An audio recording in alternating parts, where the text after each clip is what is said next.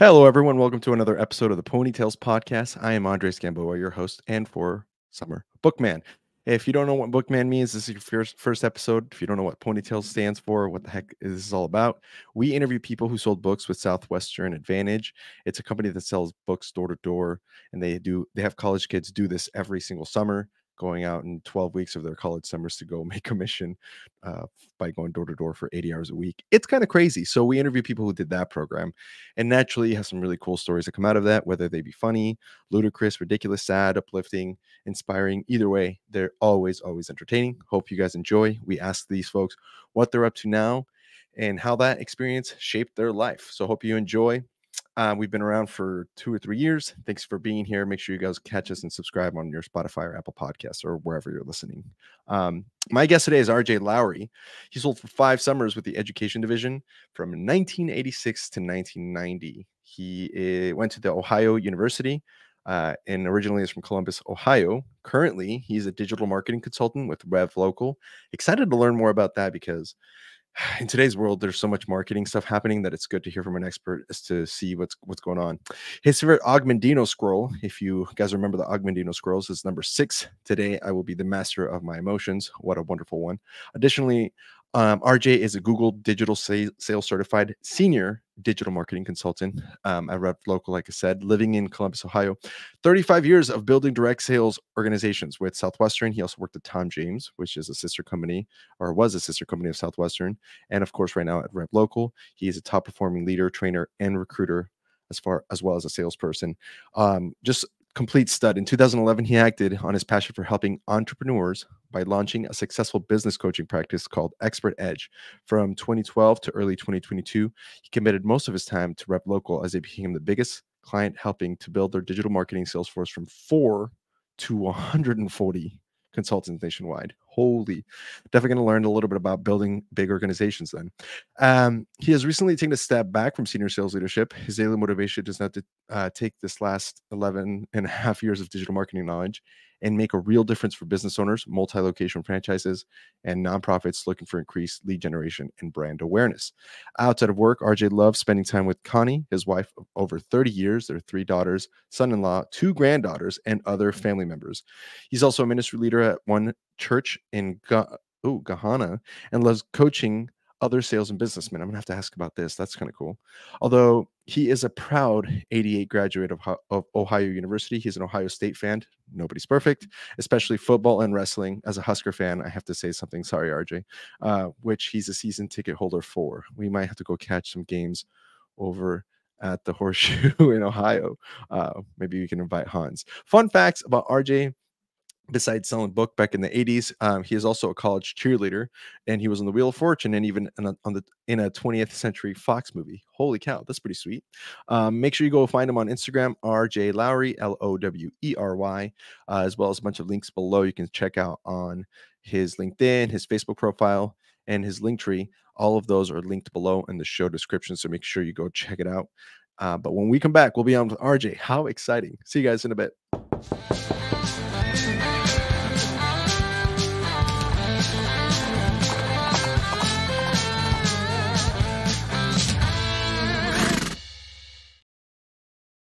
I know we're going to get to this in a second, but I need to know if you got recruited or you were getting recruited to Southwestern had anything to do with being a cheerleader, because that's super awesome. Yeah, absolutely. It actually did. So my student manager was actually his first engagement that he had with me. And you're here. We'll cheers real quick. Oh yeah, cheers. Sorry. His name was Joe Mateka, and Joe was actually a cheerleader for OU. I think I had a class with him, and just kind of got to know him a little bit. And then the winter rolled around of, I'm trying to think of what summer that would have been, 85. That's how old I am. So I'm already giving my age. But 1985, and I was doing some martial arts, and we were preparing for a demonstration. So it was gonna be like back handsprings and tucks and our gis and all this breaking boards. And he walked over and he's like, dude, man, you're tumbling. You should be a cheerleader. And I kind of said something a little that I won't say on this podcast, but I was like, bro, that's not me. I'm not that kind of guy.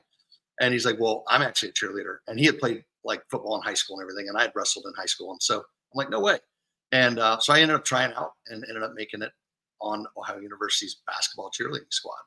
And then that same guy ended up getting me to join a fraternity, and the same guy got me to sell books. So we got Dang, more stories about that. he's So a shout out leader. to Jacob.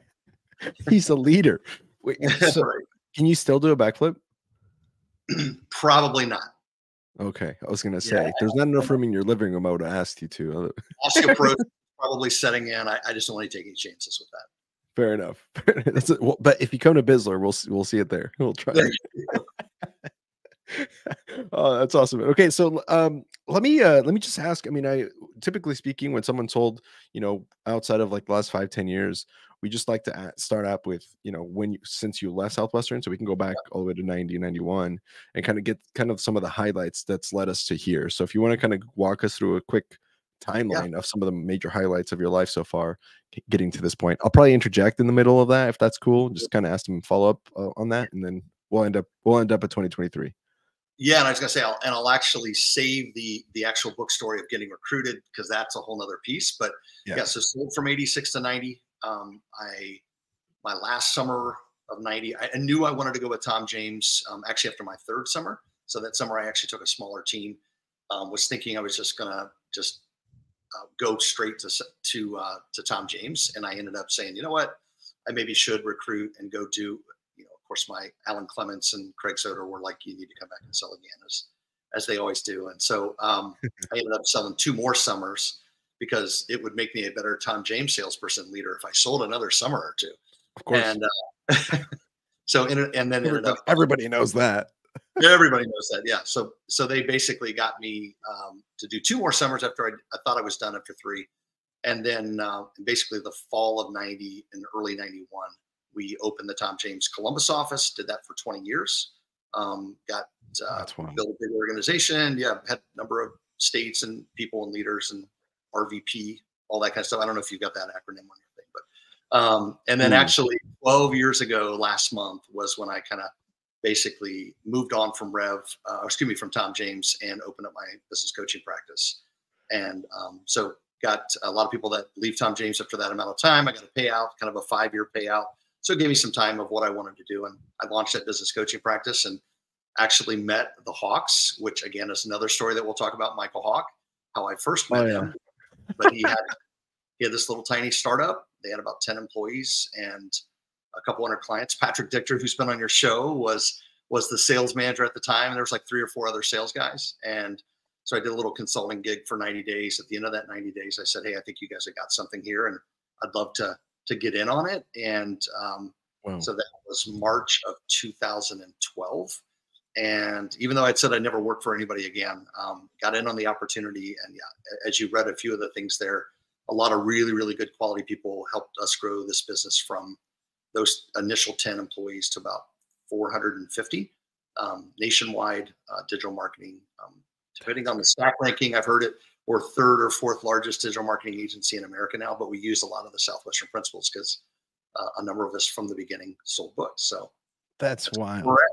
Yeah. So I'm 11 and a half years with the company now. Okay. Well, no. So let me. I want to learn. I want to talk about the marketing side of things first, because first of all, that's probably relevant, But I feel like I also want to ask about Tom James, and for people who don't know or listening, Tom James is a custom clothing company. And people who go from Southwestern Advantage usually end up at the Tom James because it used to be a sister company. And instead of going door to door, you go business to business selling suits and other high end clothing to professionals, which can be pretty lucrative because those guys and gals got to dress sharp. And they actually, shout out to my old friends. They actually had in June of 2023 had their best. I think it was best month in company history. And a lot of people are like, "How in the world are they doing that in today's business casual world?" So good for them. Yeah, that's a big deal. And people are maybe going back towards that. But okay, so but on the marketing side, so I feel like selling books door to door only teaches you so much about marketing, if at all. I mean, like, especially with what digital marketing specifically is, that we could probably do a whole episode just talking for hours about all the different aspects that goes into digital Sure. marketing. On your bio, it said that you were Google certified. So let me just take it from there. What does that even mean from a standpoint of being a Google certified Yeah. digital expert? I think it's at one point they really tried to get pretty much everybody who was selling their advertising on their platform. So back then it was called Google AdWords. Now it's just called Google Ads because they have display ads as well. And they just really were trying to, especially with you have Google partners and then you have Google Premier SMB partners. And so Rev Local is kind of at that level. Let's put it this way: there's thousands and thousands of people that say they partner with Google. There's a much smaller number that actually get a little Google icon badge saying that they actually do have some kind of partnership. And then there's the premier SMB partners. So Rev Local was blessed to be one of those. And I think they just wanted to have anybody who was selling their Google ads basically kind of go through this testing and to make sure that they were selling the way that Google would want their products to be sold. So Google Ads certified. Okay. So And let's just start with the basics, and then we'll dig deep. What is there's a ton of people. I'm asking this on behalf of myself, probably, yeah, and no problem. I'm somewhat learned in this, but I'm sure we're gonna get to topics where I'm like just asking because I absolutely don't Sure. know. Um, but also for the fact that I know there's a lot of people who are current book people or like entrepreneurs that sold books that again this never got taught, and they're doing a great job from a sales standpoint, but there's so many more opportunities and doors that could be opened from being able to effectively market the product and or service on Google. So how do Google ads work in the first place? Let's just take it from like I'm a 5-year-old. I thought Google's just a place you found out what the Statue of Liberty, how tall the Statue of Liberty is. But no, there's so much Well, more. if you'll let me, I'll even back up a little bit more because a lot of people, it's funny because old people, so people my age or older, they'll go, "Oh, I don't know a whole lot about that social media stuff, but I know I'm supposed to be doing it." So they like group Google ads in with, Oh, they call all of it social media. It's hilarious. yes, it's yeah. So the reality is, think of it Good, this way. good start. Good start. Well, so I think the first thing I like to start with is, the 10,000-foot view. They don't even call traditional marketing anymore. They call it non-digital. So that when they made that shift in all the analytics and the data of digital numbers and traditional, so radio, TV, billboard, direct mail, and all that, they now have made the flip. I want to say 3, 4, 5 years ago to now it's non-digital and digital. So bottom line is, what is digital? Digital would encompass anything from like Google ads, meta ads, so Facebook and Insta, for those that don't know, that's display ads, that's PPC, that is social media, that's your website, that's SEO, both organic, ranking your website higher, and local SEO, which is ranking your Google business profile. Used to be called your Google My Business, now called your Google Business Profile. So think about if you're going to go get something to eat and you're going to say sushi near me or barbecue near me or something like that, that Google Business Profile pops up right underneath the map. They have 3 options. So that is a different SEO algorithm than ranking your website higher. So all of those things are components of digital marketing. So back to your ads question, ads is the quickest, which it's still a slow roll. It's still a slow roll, but it's the quickest way to lead generation. So we always say the analogy I love to use is, if you think of a garden, you could plant a garden, rototill, all the work it's going to go into planting that garden. You got to rototill it. You got to plant the seeds. You got to fertilize it. You got to water it. You got to weed it. You got to put up a fence and put hay and straw over it to keep the bunnies and the deer out and the birds. But at the end of the day, you're going to get a crop of something that's going to be at a lower acquisition cost. It's going to be clean, and in many cases, it's regenerative. It will keep going if you just do the right thing. That's SEO. The only thing is you got to be super patient. You can't do all that work and then 2 weeks later be running out to and staring at the ground, screaming at the little green leaves that are popping up, saying, "Where's my carrots? And where's my tomatoes?" And believe me, there's clients that want to do that with SEO. And it's just like, did you not hear anything that I just said? On the flip side, ads is a quicker roll. Now, meaning we can get the ads up and running pretty quickly. And Google streams of revenue. I mean, I want to say, and I'm probably off of my numbers, but I know it's at least 90 to 100 billion dollars a year of their revenue is their ads. So they're like, hey, do SEO if you are willing to wait and do the right thing over time, and you can do that, and it won't cost you as much. Or put something in this hand, and we can make your brand, your business show up a lot quicker. So that would be in a lot, we call it the targeted ads, which is PPC, pay per click. But you also have display ads and those creepy retargeting ads that follow you all across the Yeah. And where people go, oh, they're listening. internet. Yeah, exactly. Yeah. Yep. So, okay, so let's just go with another basic question. Sure. Um, why why is it worth the investment? Let's just take ponytails as an example. This is what we normally do with like we did this with Patrick. If you listen to that episode where we like Sure. used his knowledge as on our end. Yeah. So maybe I'm just picking your brain. You're fine. I'm a podcast. We have a website. We have social media presence, small though, and we want to grow. So then I'm a customer. Why is it worth it, or a potential client of yours? Why would it be worth it for me to pay you to help me do this? What are some of the possibilities of doing this Yeah, that can happen? at the end of the day, there's a lot of sharp young guys and gals that have got the time. They have they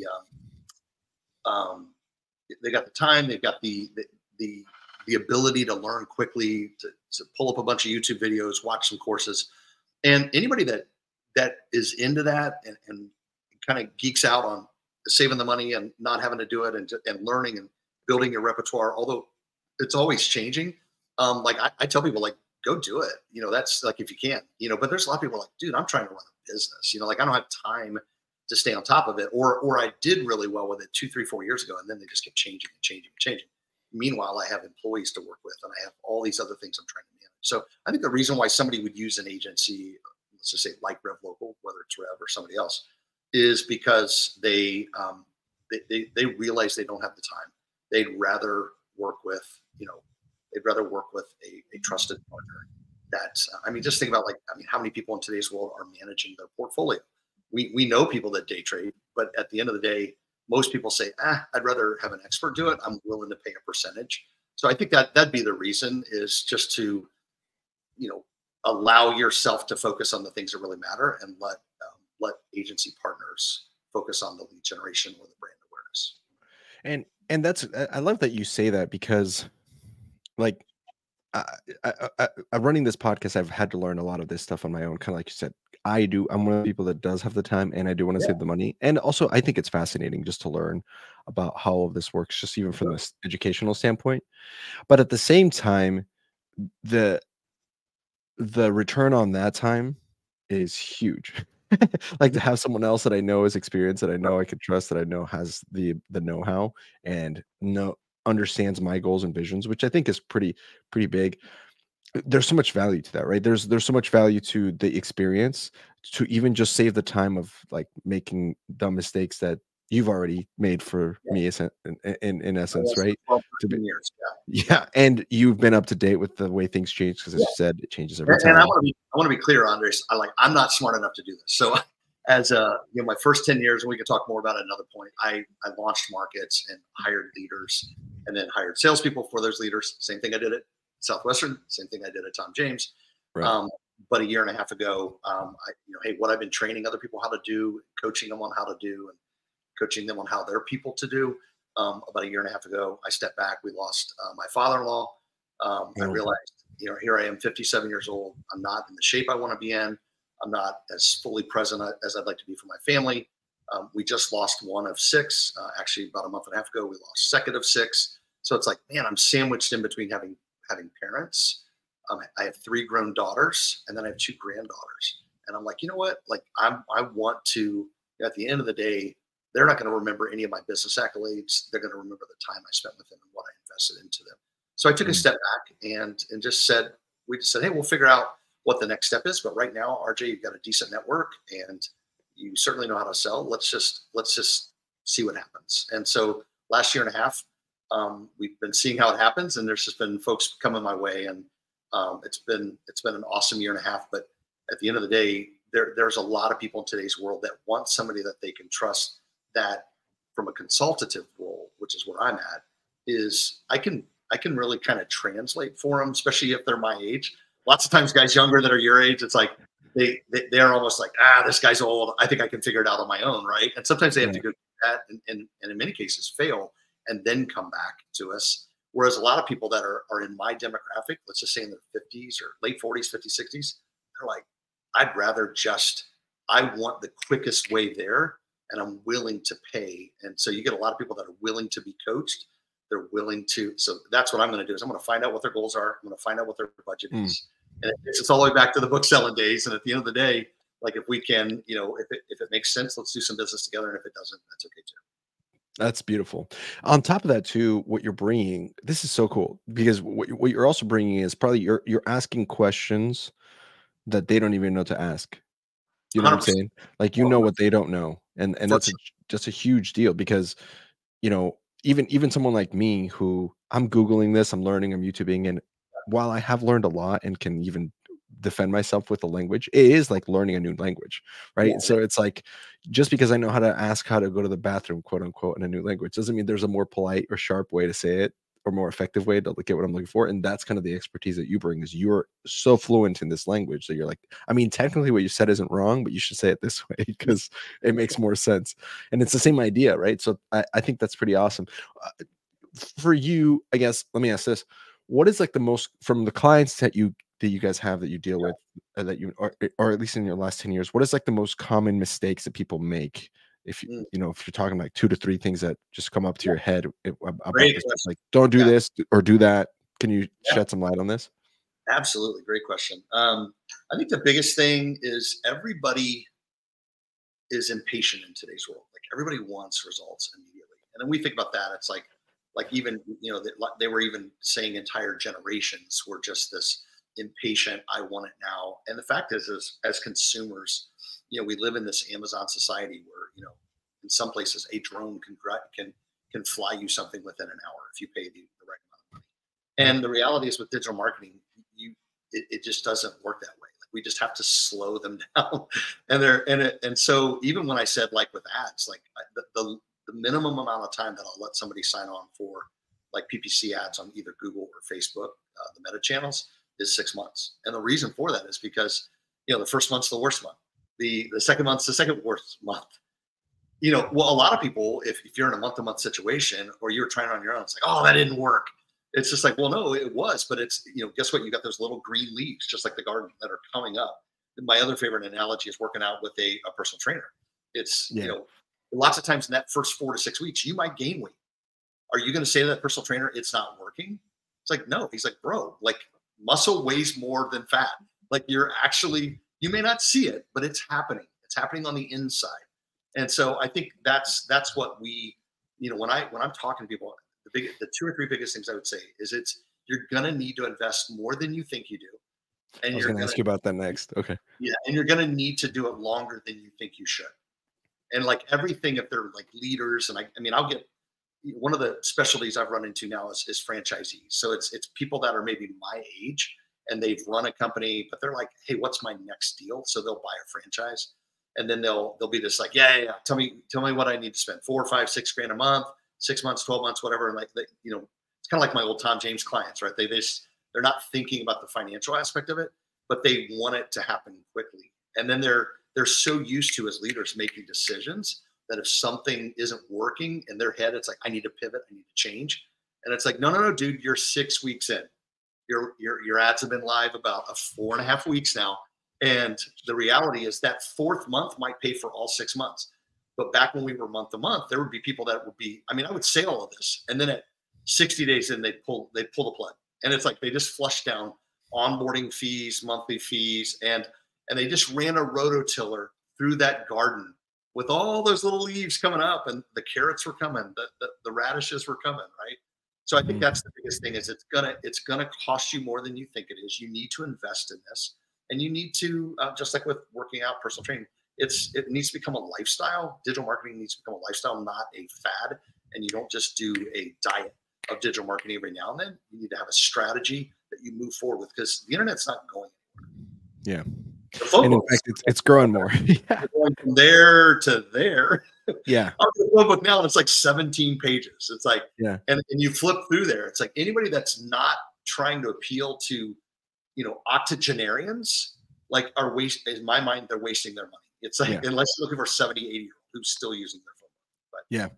And actually, so this might be a good okay. I have more questions, but that's a good tangent for one of our sponsors, but we'll get to that. Question then is what about it? There's a myth, or I guess not a myth, but there's a theory that, with marketing, digital marketing, you get what you pay for. In other Yeah. words, uh, big bucks is always going to beat little bucks.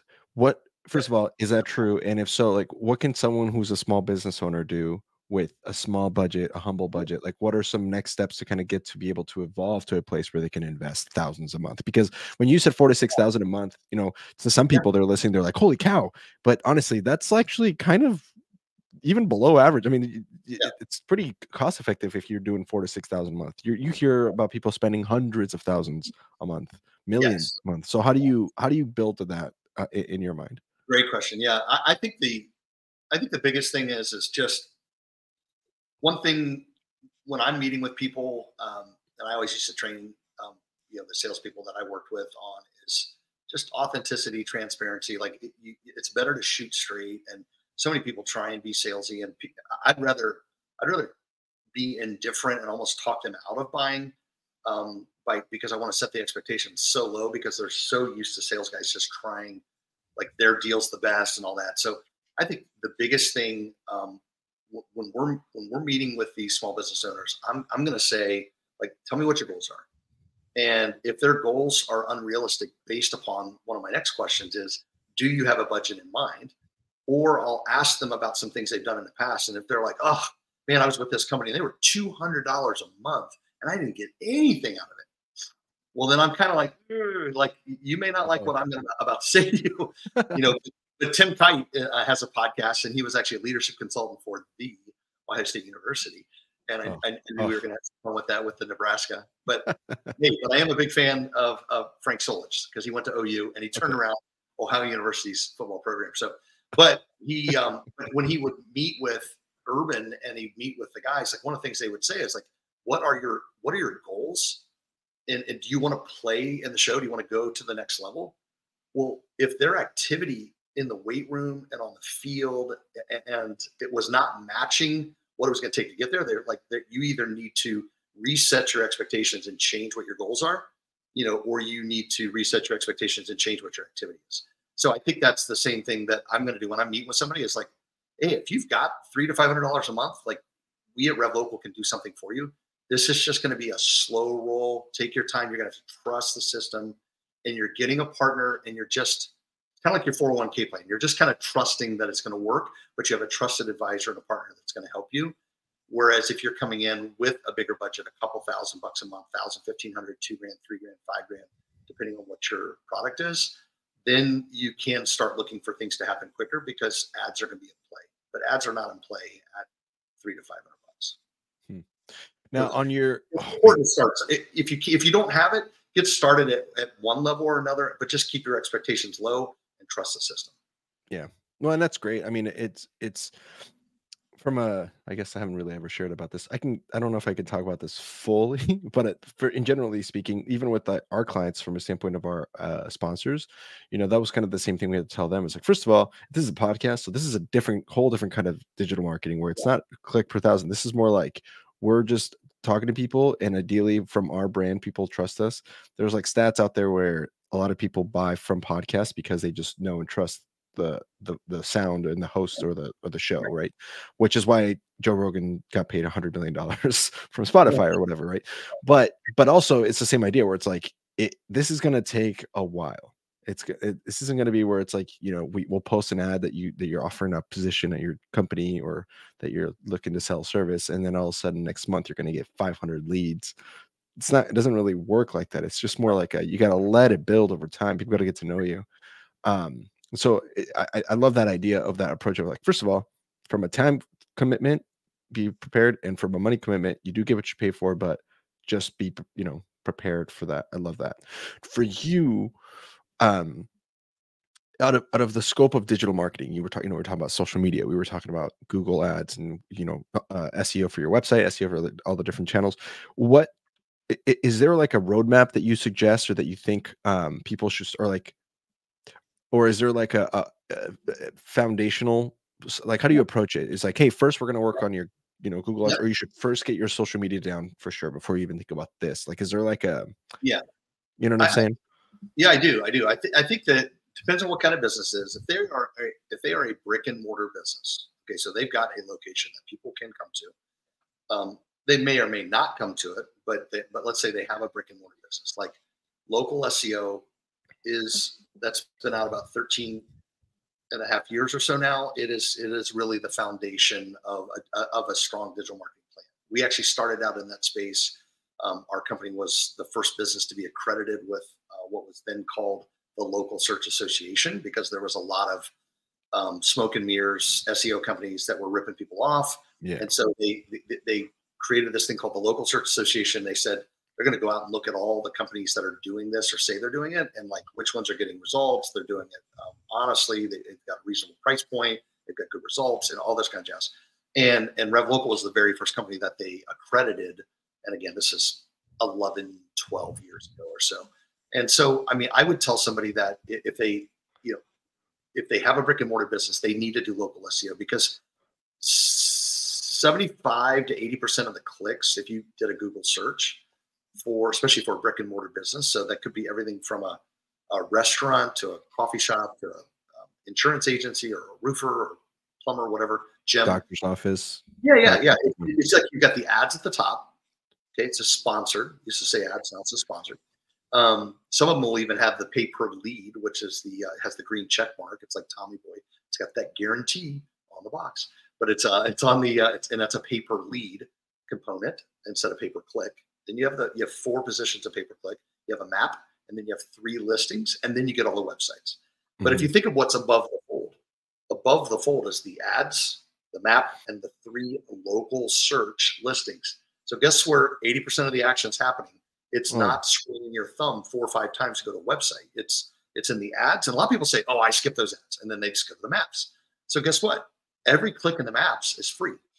So it takes a long time to get there. But why not go for that? That's those little leaves coming up. That's the carrots that cost you 0.0001 cent per carrot instead of going to Aldi's or Kroger. So I would say if they have a brick and mortar business, they need to do local SEO.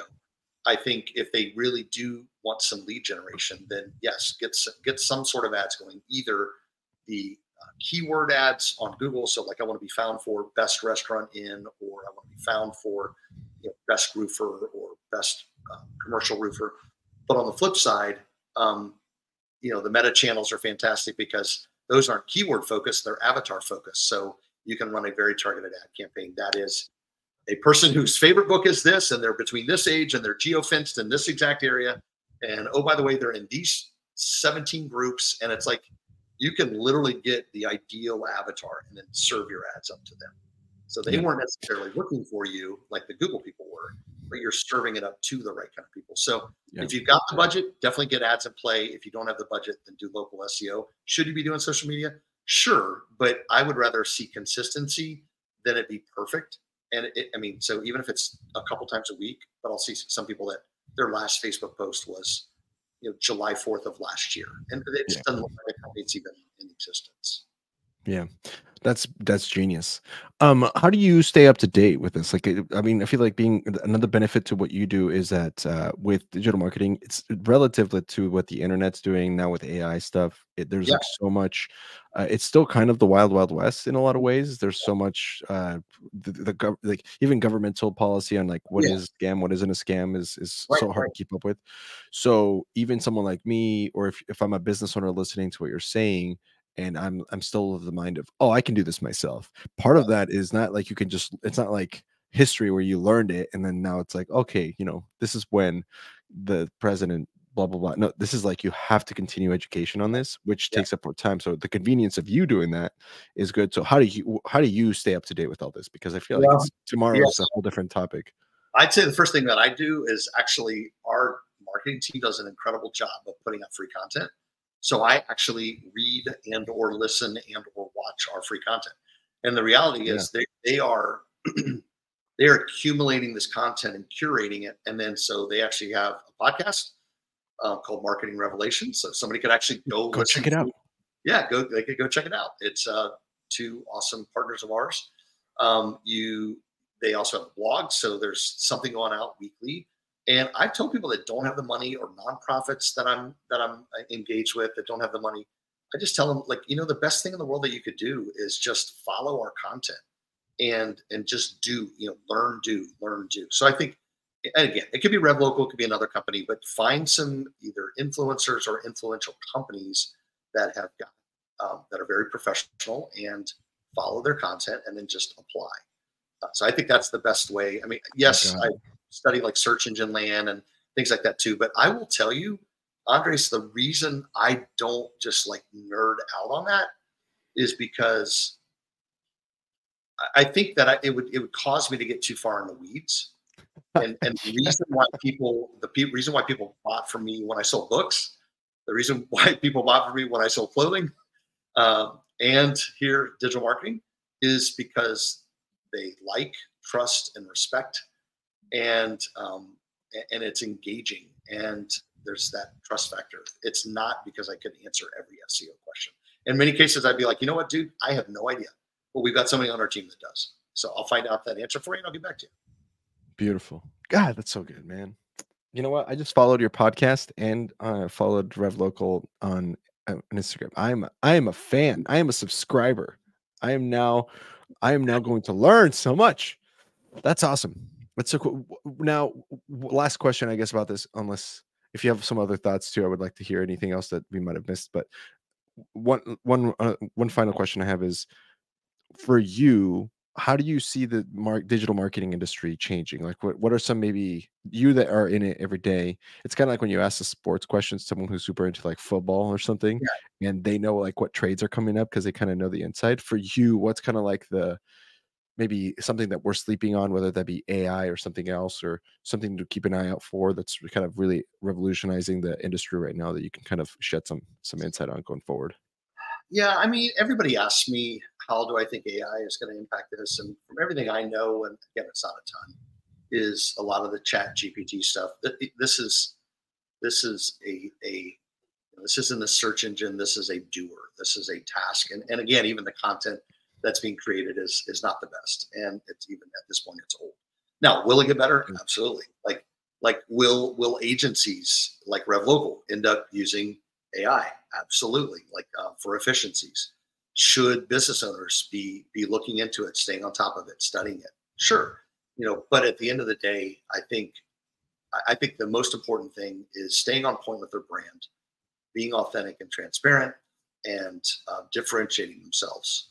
And I think if as long as they're doing that and they're getting that message out on these digital platforms and digital modalities, I think they are going to keep from becoming a digital dinosaur.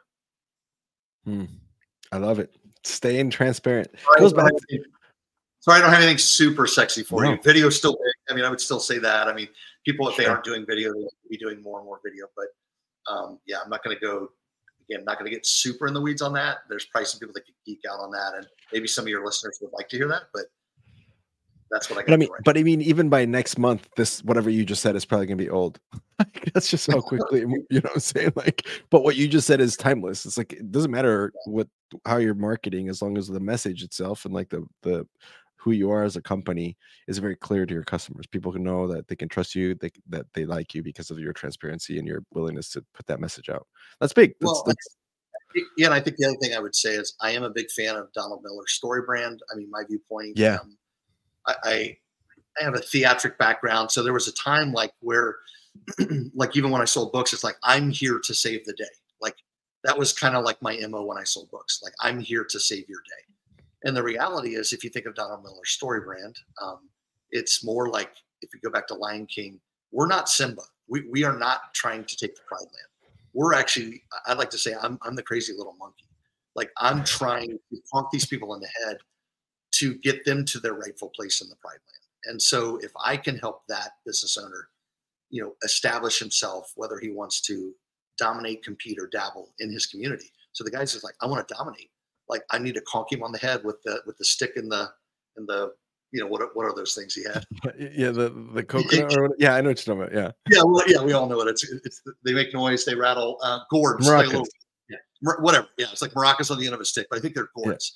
But the bottom line is like if I can conk them on the head and help be a guide to get them to look in the water and see who they really are, and who they have the ability to be, and become, and that company has the ability to become, then at the end of the day, as those clients win, and I have clients from my first month, March of 2012. I have clients that are still with us. And my viewpoint is if we can help them grow their business and we were that guide that held their hand through the process, like that at the end of the day is what it's all about. We don't need to be the Simba, you know, holding up the new baby. Oh! Yeah. Bomb. I mean, somebody is a Simba, and not to say that people can't become Simba, but Right. run the race that's in front of you first, which really is the key to successful long-term marketing and digital or otherwise. It's genius. Oh man. Um, And we'll come back to that in a second. It's a sprint and a marathon at the same time. A sprint and a marathon at the same time. ooh, Definitely, everybody, like, we always think of it as a marathon, and it's the same like with sales. Like, there are so many people that are just like, you know, especially outside sales or even entrepreneurship and that sort of thing. It's like, man, it is such a marathon. You have to just be thinking, conserve energy, and like, how are you fueling your body? Like, there's all these things, and again, we'll get into at some point. 18 months ago, I had a radical change in my life. I kind of touched on it, but some things that I made some decisions after that. We'll get let's come back to that maybe after one of the breaks. But the reality is that this journey to success and significance, which is even more important than success, is it really is that long 23 point however many miles. But yet we need to run those sprints. There are those mile markers of each day where are we using our time as efficiently as possible and that sort of thing. So I always remind people, like, you have to balance and pivot. You're on that razor's edge between a sprint and a marathon at all times. It's the yin and the yang. So hmm. That's super. That's an interesting take because but you're not sprinting for the whole marathon. You're just choosing the sprint times wisely. And that's y- where you come in. Do you have a good sense of when it hit? You're gonna have to sprint for the next couple months. All right, go. And then you look up, it's like, all right, now we can chill. We hit that marker, solid. Still have 26 to go, but or well, it's just whatever. like people talking about a balanced life. It's like that was just such a common phrase. It's like the most successful people are never really balanced. They're out of balance in the right direction for what needs their time at that moment. And so, I've got 31, 28, and 26-year-old daughters. And there have been times where the out of balance leaned towards one of them. Like when my oldest daughter had her first child, like, we swung the pendulum out of Yeah. balance towards their family. Right. And then Yeah. one other was launching a new business. We swung the pendulum out of balance towards her, and my wife broke her T3 on January 31st of this year. Oof. And she's like 100 pounds, and we've been together 39 years. And she called me. The phone had fallen out of her hand, and called me like through Siri, like yelled at Siri to call. Phone was like 6 feet away, and she's laying in the middle of a dark parking lot on her back with a broken back. And we were going to my daughter's birthday party that was about 200 yards away, and nobody knew. And she called me and she said, Wow. "I've fallen." And she's 58 years old, and like, I like punched the gas. I've got my 78-year-old mother in the car with me, and to get to her and realize, like, holy crap, this is like legit. And guess what? She's in a brace. I mean, our life changed. And this was just this past January. And yet so I was out of balance towards my wife for that period of time. But guess what? I didn't want to let my business slip. I didn't want to let my ministry duties at my church slip. I didn't want to, and some of them slipped a little bit, and I asked for forgiveness. But then you swing the pendulum back. She's better. So I think a lot of people Hmm. just want it to be linear, and it just isn't. Life is not linear. We No. wish it was, but it's not. And that's the reason why I love that scroll, being master of my emotions, because as long as we continue to work hard, use our time efficiently, and keep our head right, we can keep moving forward. Hmm. That's beautiful. I love that. That's a good write that down. Somebody who is listening. Ooh, that's good. Write that down. Um, Before we move on to like some other and by the way, we'll probably jump back and forth here as we Yeah. as we go. But what was the key to your success? I'm asking about a different part of your experience with Rev Local. To go from the small team to this giant team, like what key aspects of leadership or management Yeah. can you kind of share to kind of for anybody who's maybe has a small, like for example, again, I'm asking maybe on my behalf. We have on average 2 to 4 people working on the podcast or something relating with the podcast in a given month. Sometimes 6 people. Everybody's kind of part-time. But how can you go from that to like 400? Did you say 450? Yeah, That's wild. But just want to be super clear: is those people did not, very small percentage of those people reported to me. But I'm saying, so you've got 100 and some odd in sales. Again, we're a direct sales company, so there's that number could change every day, and typically does. But I think our peak was 140. I think at the time of this recording, we're in the 120s. But I think, at least for the component, so our team on the operations side, which is the Hawks and other rock stars that they have on the operations side, I can't speak to what they've done because they've done it masterfully. And I would say there's about 300 now on the operations side that they've been able to grow. But if I were going to speak to what I've done the last 3 companies I've been with, which has built big organizations and just principles that I think would apply across a variety of different things, is get to know your people, open up to your people. Craig Rochelle is one of my favorite podcasts, leadership podcasts. People would rather follow a leader who's, always real than the one who's always right. And so one of the things I tried to do is when I made mistakes, I would really want to be clear and upfront and, hey, that's on me. I messed that up. And so it was never about being perfect or about thinking I was better than anybody else. I just happened to be in the seat of leadership at that time. Again, we all know leadership is not title, it's influence. So I think, as we were recruiting salespeople in all 3 of these positions, it was like, what do you want? It's kind of like the same thing I do with the consultative selling for business owners. Like, what do you want? Where are you trying to go?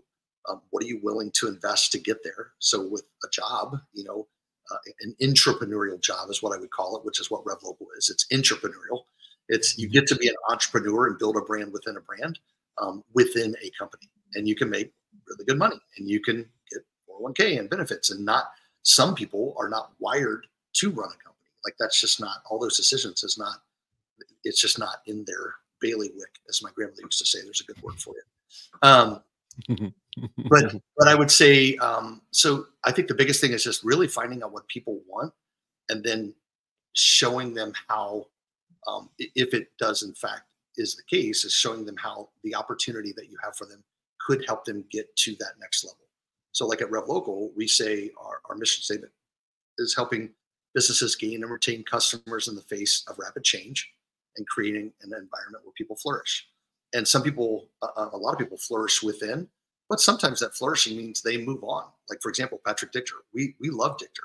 Like, I love that guy, and he was on 202, episode 202, for anybody who wants to go back, but I'm just saying, like, Dichter knew all along he wanted to own his own company. He wanted to buy companies, and he gave so much to the company. The company gave a lot back to him. It was a symbiotic relationship.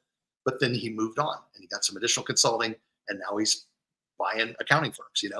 It's super cool. Yeah, he's crushing it. Yeah, he's the man. I love him.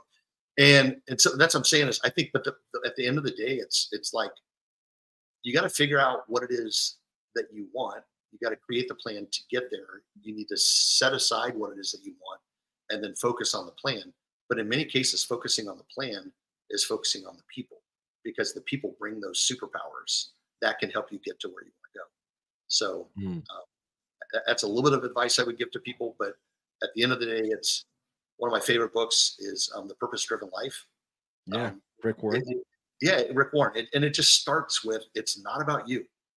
And it took me a long time to learn that. And won't go too much into it, but things in my past, I wanted to make it about me. And I learned Southwestern was really kind of the impetus, and started with it is, it's not about me. And so can I be, what can I do? Like, there's people both at Southwestern, at Tom James, and even at Rev Local that I have these amazing relationships with. And it's because of pouring into their lives. So I think that's the biggest thing, is make it about others and help them get to where they want to go. And in some cases it's staying with you, and in some cases it's leaving. Who was that when you help people get you? Yeah. Was it a Southwestern person? People get what they want out of life, you're going to get what you want out of life. That's Zig Zigler. Zig Zigler. That's who it was. Yeah. Sorry, Zig. But anyway, that's great. Oh, that's good stuff. You gotta have goals. Yeah. You gotta prime that pump.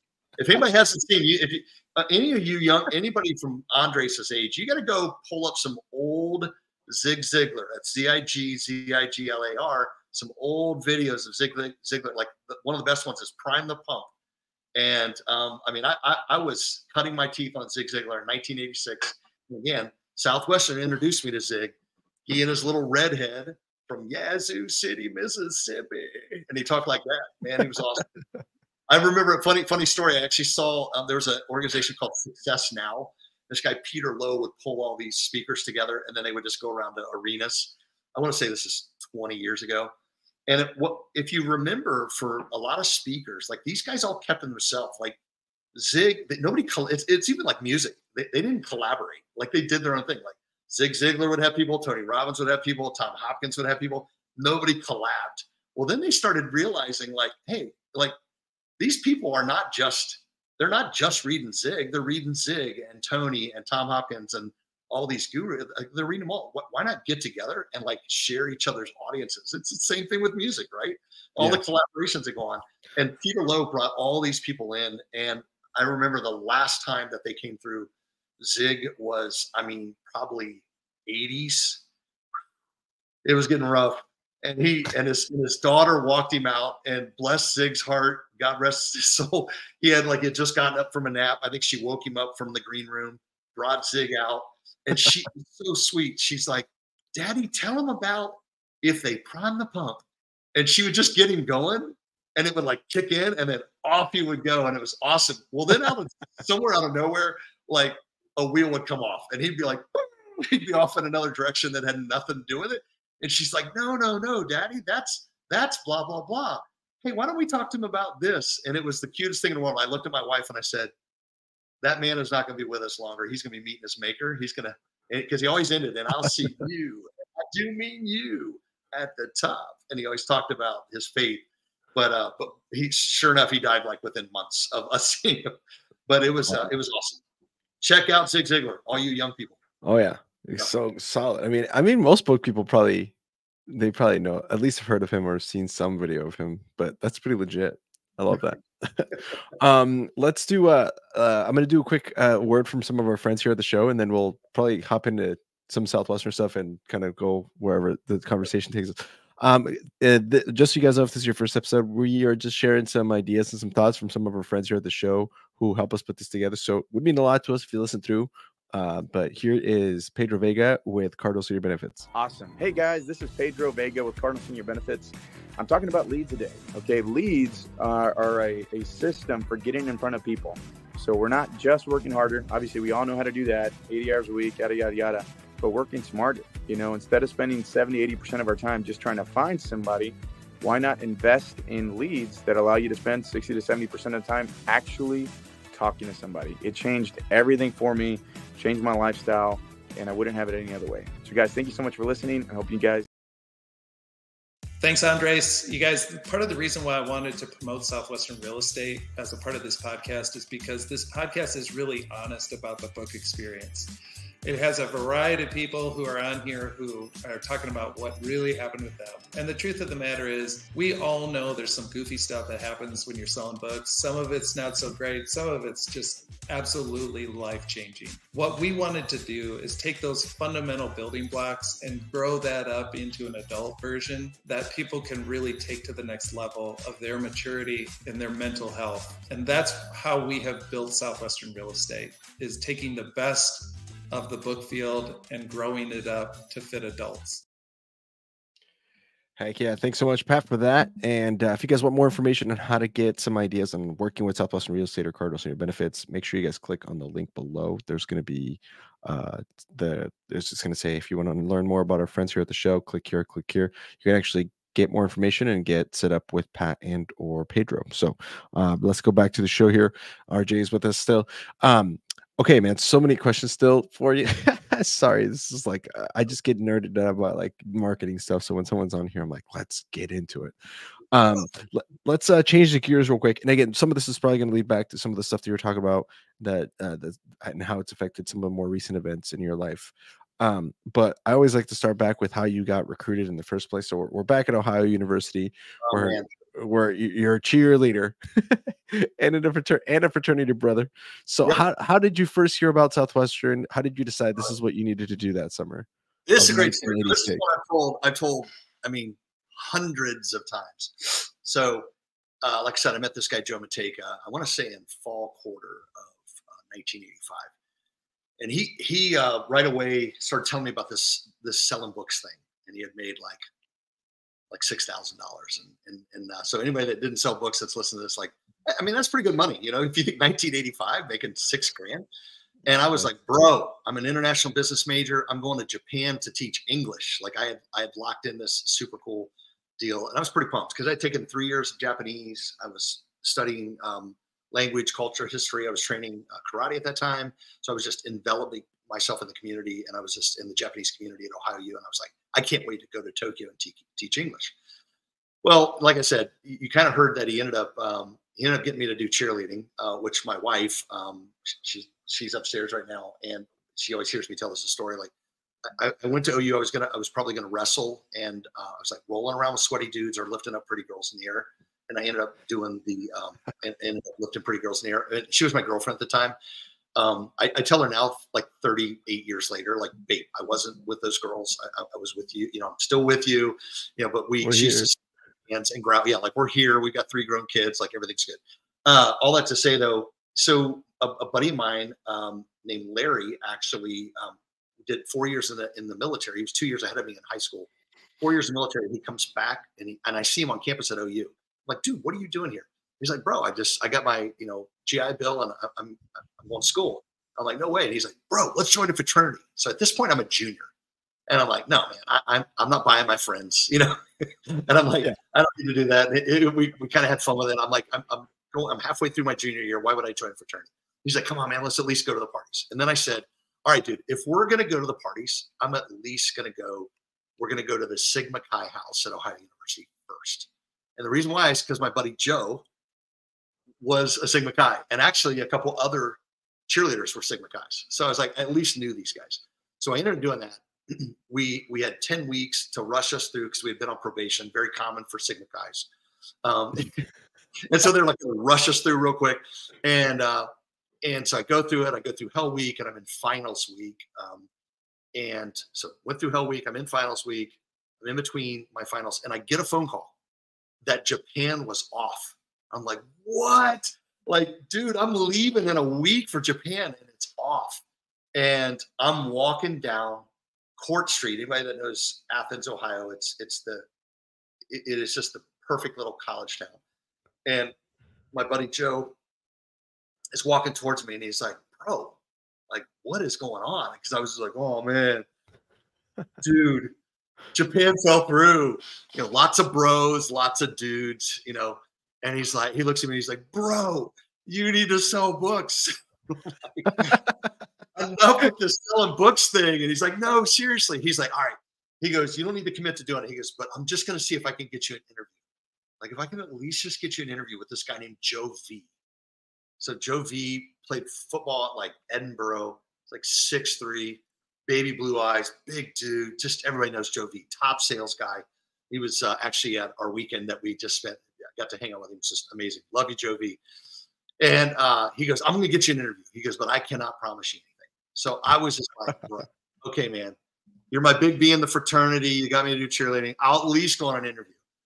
So he calls me back and he goes, dude, I got the interview. We leave in 3 days, but I got you an interview. I can't promise you what's going to happen. All the people are like, everybody listening who sold books is like, right. Yeah, right. And so basically, yeah, like from my 20-person team. Like an hour and 15 minutes later, this is literally June of 1986. Toby leans over and he's like, if you can look me in the eye, shake my hand, tell me that I can count on you. You'll work hard, study hard, and be teachable. He goes, I'll give you an opportunity to come sell books with us. And Joe Mateka leans back in his chair. He's on the same side of the table. Joe V leans forward in the chair and he's got his hand out, extended to me. And Joe's like, and he's like, and Joe V's just got his eyes like this. So I'm going to look at the camera. He's just like this the whole time, just like, Dead eyes. And I'm like, I'll do it. I'll do it. So Please 3 days later, I'm literally in Nashville, Tennessee, and my dad calls home to my grandmother who helped raise me and says, they called me Ronnie. He's like, hey, where's Ronnie at? Is he getting ready to leave for Japan? She's like, no. He's like, what's he doing? He's going to go sell bookstore to door. Where's he going to be? My dad was in his 2 weeks of military duty. He was like 30 years in the military, so he's at his 2 weeks away. And he goes, where's he going to be? And my grandmother goes, I don't know. What's he going to be selling? I'm really not sure. Who's he going with? 2 guys named Joe. He met them last week or whatever. Yeah, literally within days. And then I think at my hotel, he somehow or another got the number. We talked. And my dad said, you need to come home. This sounds like a scam, blah, blah, blah. And I'm like, Dad, I'm a man. I'm going to do this. And basically, he essentially said, if you're making the decision to do this, then you're doing it because you're not coming home. Yeah. And it was kind of like tough love. And we can get into what that looked like. But that's the way I got recruited. I was there 4 days later and spent a week at sales school. Dan Moore was the best. Met Mort Utley, all that kind of stuff. Yeah. Good so that's how I got recruited, man. It was awesome. 4 days later, learning my sales script while we're driving down to Nashville from Columbus. We have that. We have a similar recruitment story. My story is very Wednesday of finals week. Didn't even know when we were leaving. My dad was like, same thing. My dad said the same thing. Because, he asked me, he goes, did you already shake their hand and say you're going? Yeah. And I go, yeah. He goes, well, I guess, I ain't seeing you till August. Like, I didn't raise a quitter. I was like, all right. Yes, sir. Like, right. By the way, $6,000 is now the equivalent of $17,000 in 2023. So not a bad gig for the summer if you're selling, if you're in college. Pretty that not was bad. Good. Yeah, Joe would take it. So then when he said he did that in like 10 weeks and I had only 8, so I needed to beat him. So I think I was like 7,600 in 8 weeks. So that's not bad. If Joe's listening, I did beat your first summer, Joe. Just remember that. There you go, Joe. Now, how did you? So you had a great first summer. Yeah. I always like to ask. We have people that sold tons of summers, but I always love focusing on the first one because that's the one that's just like that's the one. I have the most memories. Yeah, the first summer I have the most memories. It's so weird how I don't even know. We haven't even delved into why that is. But it's probably because it's like the first time first things happen, right? It's the first time where you witness like the day where almost nobody bought, and then the last house buys at 10 o'clock. We all have a memory of that. We all have a memory of like the funny thing that happened at the HQ, or like the weird thing that happened with a funny mom or a funny dad. Like but that's when it first hits you in the car problems, right? So where did you go there for dog interactions? Dogs on chains, dogs getting loose. I mean, everything. Pit bulls and chihuahuas, dude. Backyards. Oh yeah. Chihuahuas are the worst, I think. Honestly. Right? And I'm willing to say this publicly. I'm willing to let people know. I met chihuahuas, I met pit bulls in my life, and I got bit twice, both by chihuahuas. I hate chihuahuas. Pit bulls, I own a pit bull. Yeah, punky. Chihuahuas are rough. They're nicer dogs in general. Yeah. I mean, you get the ones family where like they specifically train the pit bull to take your head off if you get too close. Oh yeah. But like they trained them that way. Like that was because, but most of the time it's just like the pit bulls are the ones that are like laying down at your feet, just chilling. Yeah. The chihuahuas are barking the whole time. You're trying to get that sale, and you're like, dude, I'm just trying to do the demo. Just get away. Anyway, tangent on dogs there, but okay, where did you go that first summer? First summer, Ponca City, Oklahoma. Oh yeah. Dude, that's good territory. Now, Houston was second summer. It was more humid, but it was hot. First summer away, I'd gone to camp for like a week, every year as a kid, church camp and stuff like that. But like, dude, like being away between sales school and the 8 weeks of selling the deliveries, like 10 and a half weeks away from the family. It was crazy. And just the whole concept of like selling in lower inner city and that kind of that lower brick in the beginning.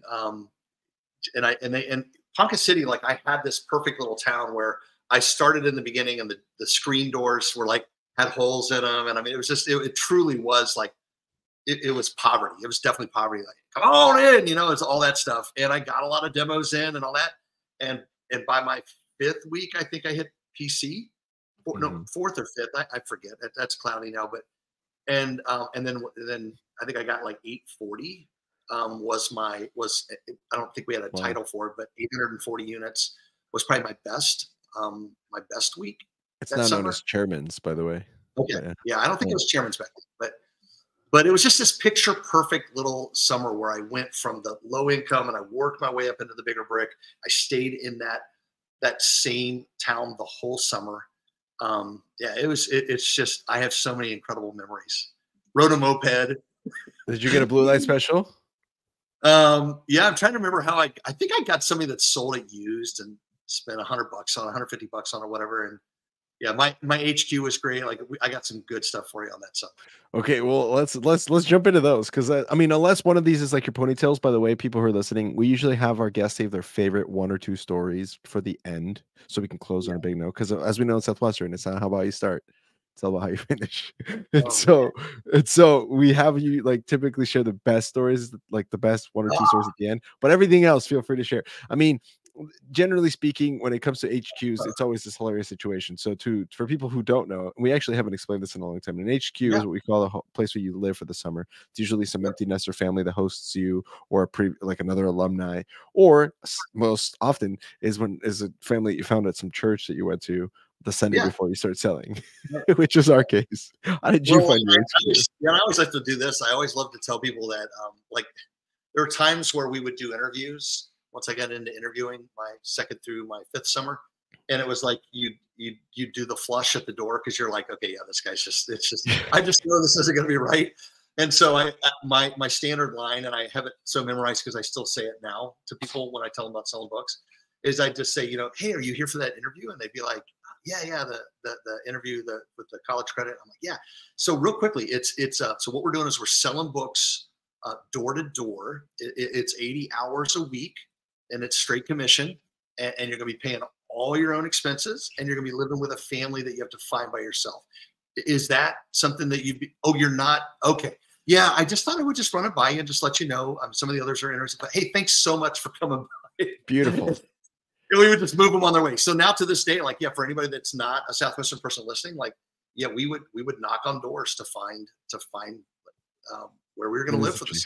Yeah. Now, sometimes they're already set up, but most of the time, they weren't, and it's almost better when they weren't. I don't think I ever had one. I'm trying to think through the 5. Yeah, none of them were set up.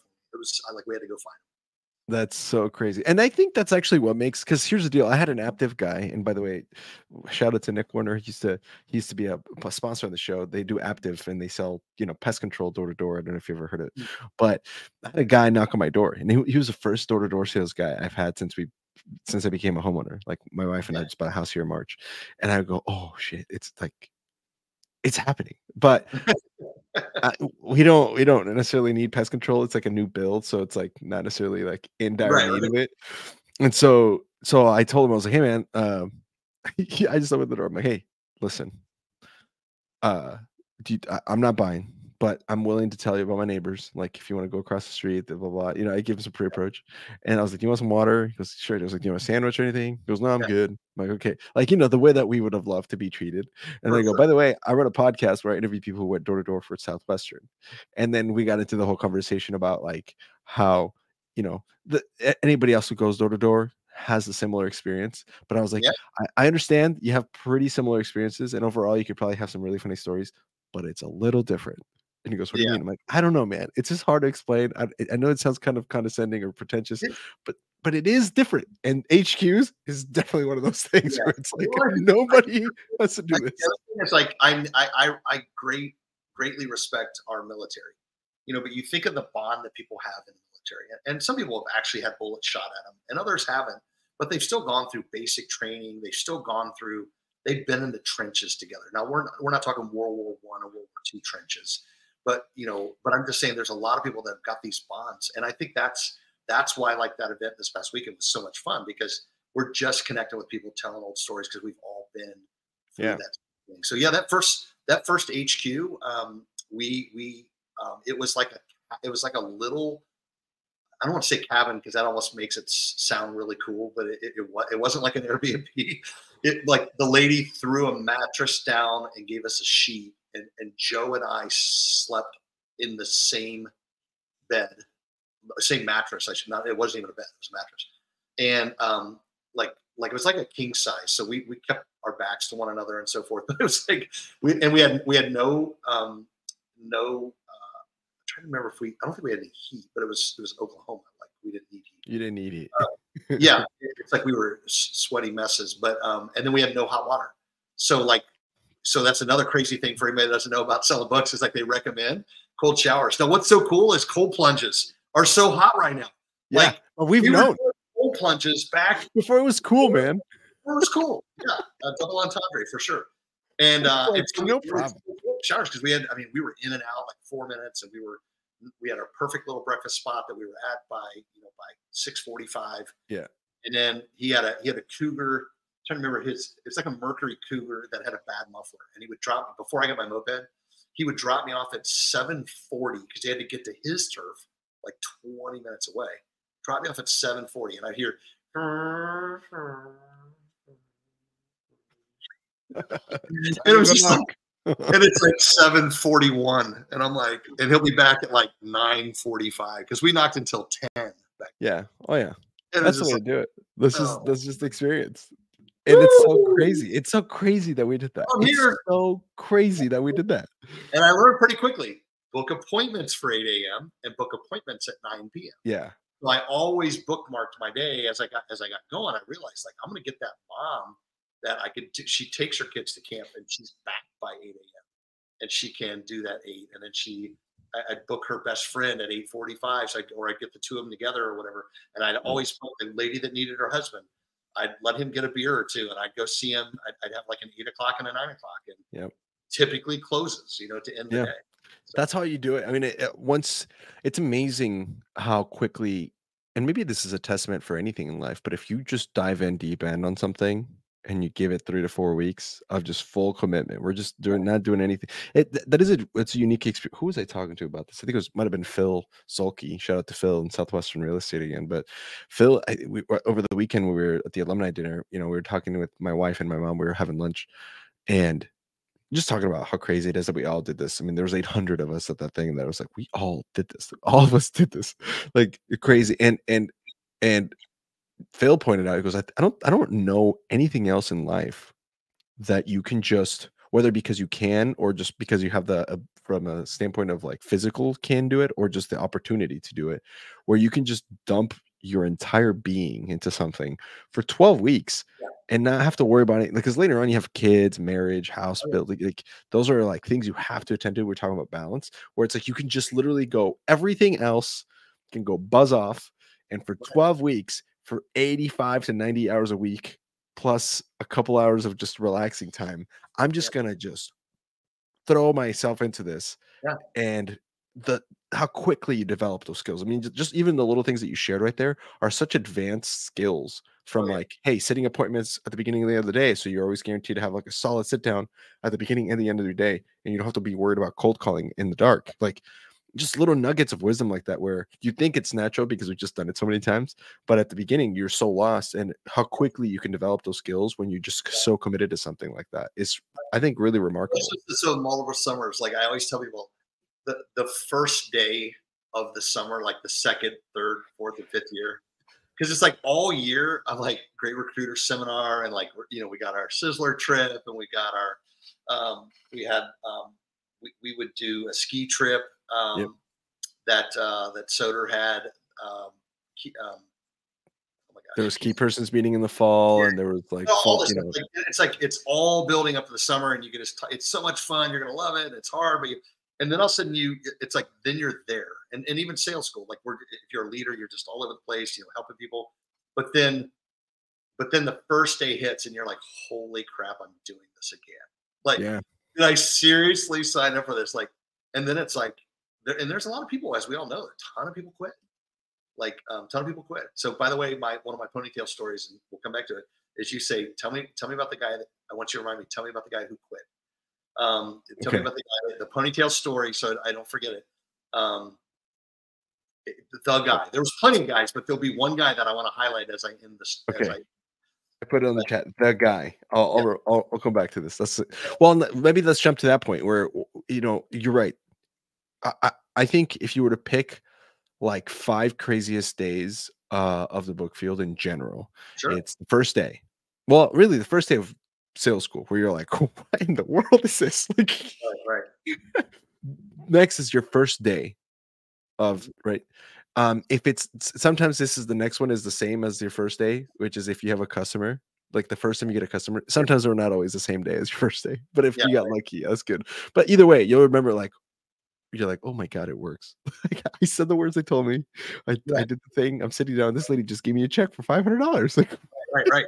what in the world? Sure. The first delivery day, I think Yeah. like your first day of delivery is when you're just like, oh man, a whole different ballgame when you go deliver. And then the first time or your last day where you're like, it's done, and you start driving back to Nashville. That's a big day. And then the first day of your second summer, because that's the one where you just said hits everybody that sold more than one summer is like, can I really do this again? Yeah. Sure. So many ups and downs your first summer, and all of a sudden you go, oh no. So And I even allowed myself once I get into the summers, and Soder knew this. It's so funny, is I actually got to the point where I would allow myself because I could sell at a pretty solid clip. I'd allow myself a day because I'm like, you know what? I'm out of college now.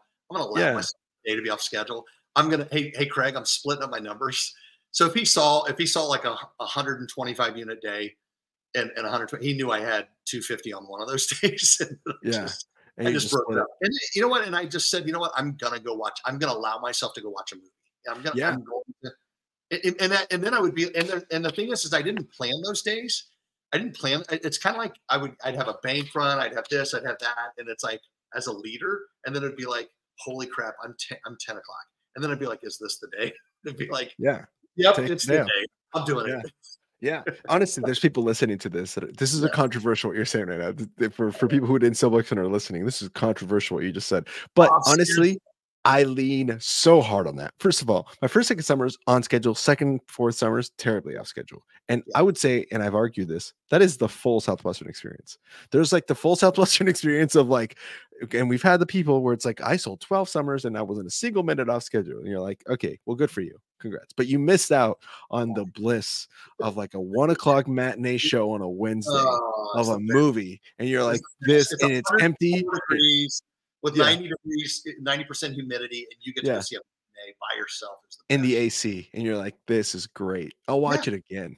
And you know what? We would absolutely do that. We'd either watch it again or we just walk out and go to the next theater. Yeah, and you're like, "What else is showing over here?" All right, see 3 movies in a row. But the whole point is like I almost would be, like I said, it was about my 4th, 5th summers that I would do that, and I had a big organization. I was making good money from that. I was still popping 600, 700, 800 unit months. I really didn't care to be 1,000 not month, but weeks. I'm so used to Rev Local and Tom James, but I was okay with being in the 7s and 800s and all that. And then having a life as well. And the other thing is like that first summer, I'll just tell you, like Saturdays, so the 2 things I'll mention about that first summer is Saturdays, we would go to Oklahoma State University. And we had a guy named Paul Clark who was our roommate. So Joe and I were fraternity guys, civic guys. Joe and then Paul Clark didn't drink. He, I would say this lovingly, especially if you even heard it. I haven't heard from the guy in 30 years. So if anybody knows Paul Clark, tell him to listen to this. But Paul was like this nerdy dude. He slept on a cot. We had the king size mattress. He was so funny. He would air dry. He wouldn't use towels to dry off. He would air dry. He was like this skinny, very intellectual guy. Didn't sell a lot, but bro, he did the whole summer. I was so freaking proud of this guy. So he would drive us to Oklahoma State from Ponca City. So Stillwater, Eskimo Joe's and all that. And we would get done at like 8 o'clock on Saturday. And we would be at Oklahoma State by 9. And we would stop by the fraternity house. There was always parties going on. And we would party Saturday nights. Dude, and then Joe was like Paul was our DD, and he would drive us back. And there were literally Sunday mornings where he would bring out a change of clothes for us, and Mateka and I were asleep in that Mercury on Sunday morning. And then we had a 3-hour drive to our Sunday morning meetings. 3-hour drive. So we'd leave at 7 a.m. We were still drunk. Like Joe and I were, and Paul would drive us. And I'm telling you, I wasn't living the same way I'm living now. And it's probably one of the reasons I live the way that I live now, is because I did all that. And it was so, I would wake up an hour and a half into our drive, and it'd be like 8:30, and we were on our way to meet. And we had, everybody else had a half an hour, hour and a half drive. We had 3 hours because we were three dudes. They're like, Mateka and his guys, they'll be fine. And we'd go into the hotel bathroom, we would wash up, change our clothes, and then come out for the Sunday. Hilarious. That's awesome. And here's the deal. There's people listening going, oh, how good, like I could, you know, like it's so funny when you have people who it's like, hey man, it's part of the experience. It's okay. And again, as you said, if you're first year listening to this, go do the thing. Because we have people who are currently selling right now on the bookfield, do not be off schedule your first summer. Go sell books. But we're talking about like when you sold, and I always used to train people this way. There's like, listen, if you can and have the ability to just consistently crank out 800 units a week, 600 units a week, and then you want to take a Sunday or a Saturday afternoon off, go for it. But until you figured out how to like just be able to turn that on, go crush it, and then be like, then don't do that. Maybe that's what you need to be working on, because you've proven that you have a skill that you've refined. At that point, when you're cranking numbers like that, you know, you're not breaking company records, but you're still making quite a bit of money for the job you're doing. Say, just don't go back to the HQ. Like, just don't go back to the quarters. Like, I never did that. Yeah, right, exactly, because it was a cancer. Anyway, number one, you had told the leaders had told the people, the families that were hosting the kids, is they won't be home through the day. So you had that kid that started coming back, and then the parent felt conflicted, or that family felt conflicted. Like, that was bad on the company. And then bad for the other roommates. It's affecting your other roommate. They could get kicked out. Yeah, exactly. Yeah, for sure. Yeah, absolutely. I love that. I love that you're sharing this, because it's so funny. One of the best things that I've learned doing this podcast is that we all had similar experiences, even the bad ones. And by bad ones, the fact that we're even calling being off schedule a bad experience, like, it's not. It was actually a great experience. Some of my favorite memories were the times that I was off schedule selling books, because I got to learn about myself in a different way. I learned what my boundaries were. I learned like what my limits were. I'm one of those people that if you were to ask me, I sold one too many summers, probably, arguably two many summers, but like I would have known that without that experience. So I got what I needed from the summer still. Just because it wasn't units and money doesn't make me a bad person. It just means that I, lied about when I was working, which is, I guess, that could make me a bad person. But you know what I'm saying? It's like, it's okay. It's okay that that happened. It was during my internship in college. Like, it's not that big of a deal. Exactly. And I would say that there was, like, even the off schedule bill. We talked about the off schedule bill. It was so ingrained. Like, I almost, like, if I saw a cop car my first summer and I was thinking about get off schedule, like, I almost thought like that cop was going to tell Craig Sutter. Like it was just like I know. I was like, I was so wired. And again, I don't think the company was doing it. It was all about their money. I think it was more about, it was teaching me discipline, because I knew discipline on a wrestling mat, and I knew discipline in track, and I knew discipline in other things, but I didn't know discipline in business or sales. And so, yeah, that first summer, I mean, there were so many people off schedule, and I ended up being the number one guy in our group and one of the top, and blah, blah, blah, and all this stuff. And I'm like, what I found is it wasn't that I was really that much better. It's like, I was the only one that was working the whole time. Yeah. And it's like, I just literally, and then I would find out, like, I'd be off at lunch or whatever, and somebody would tell me that. I'm like, you saw a movie? And it was like, oh my gosh. Like, and it was, and I just didn't want that cancer to eat me up. But I will tell you that I applied that. If we want to say, like, what it gave to me in the business world, like, one of the reasons I had a successful career at Tom James was because I learned to use that off schedule bill and in my favor. And it's like, if I'm intending, there's a tremendous book called Leadership and Self-Deception by the Arbinger Institute. It's probably 20 years ago it came out. But it talked about that if you intend to do something, if you have an intention to do something, and then you override that intention and don't do what you should have done or what you had intended to do, you're actually chinking away at your self-image. And I realized, so for example, if we say we're going to get up and work out, and then we don't, you are chinking away at your self-image. Now, do I give myself, and at some point we'll get into kind of like my fitness regime and stuff like that in the last 18 months that's drastically changed. Like, do I give myself mulligans? Do I give myself a break? Yes. But lots of times I give it to myself the night before. I don't give it to myself in the moment. because I'm teaching my brain in the morning that if we've decided we're getting up at this time, then we're getting up at this time. Tony Robbins talks about that. He does a cold plunge every morning because he wants to remind his body, like, I am in control over you, over my lizard brain, et cetera, et cetera. And so that was the thing that I think my 20 years at Tom James is the reason I had a successful career there. Lots of stock and lots of amazing trips and on big teams and regional vice president, blah, blah, blah, and all that kind of jazz is because I learned to use that off-schedule bell. But guess what? I never missed anything my daughters did. And I will say this, it's one of the reasons is my dad wasn't able to come to a lot of things I went to. So I would be the dad sitting in the rain in a 3-piece suit and French cuffs at my daughters when they would cheer at a football game. Like, and I'd be with all the moms at 3:30 because I made the decision I had intended. And so I kept that off schedule bell. I learned to use that when I needed to, but then I would take the time like, no, I'm done at 3 o'clock and I'm driving to my daughter's game. And we didn't miss anything. Like our girls would say that, like we were the parents that went to, and the dad was there all the time. You know, and it's interesting because we talked about balance and we alluded to balance earlier, but that is balance, right? That there is something to, and maybe balance is the wrong word that we're using because people think of balance of like trying to juggle multiple things, but maybe that's not quite the word. The word might be presence, right? So, and what I mean by this is this. So one of the, in your case, right, you're busting your ass, like you're working so many hours a week, you're doing this, but your daughters are doing their thing. And that's important to you, right? People have priorities. Some people don't care about that, which doesn't make them a bad parent, right?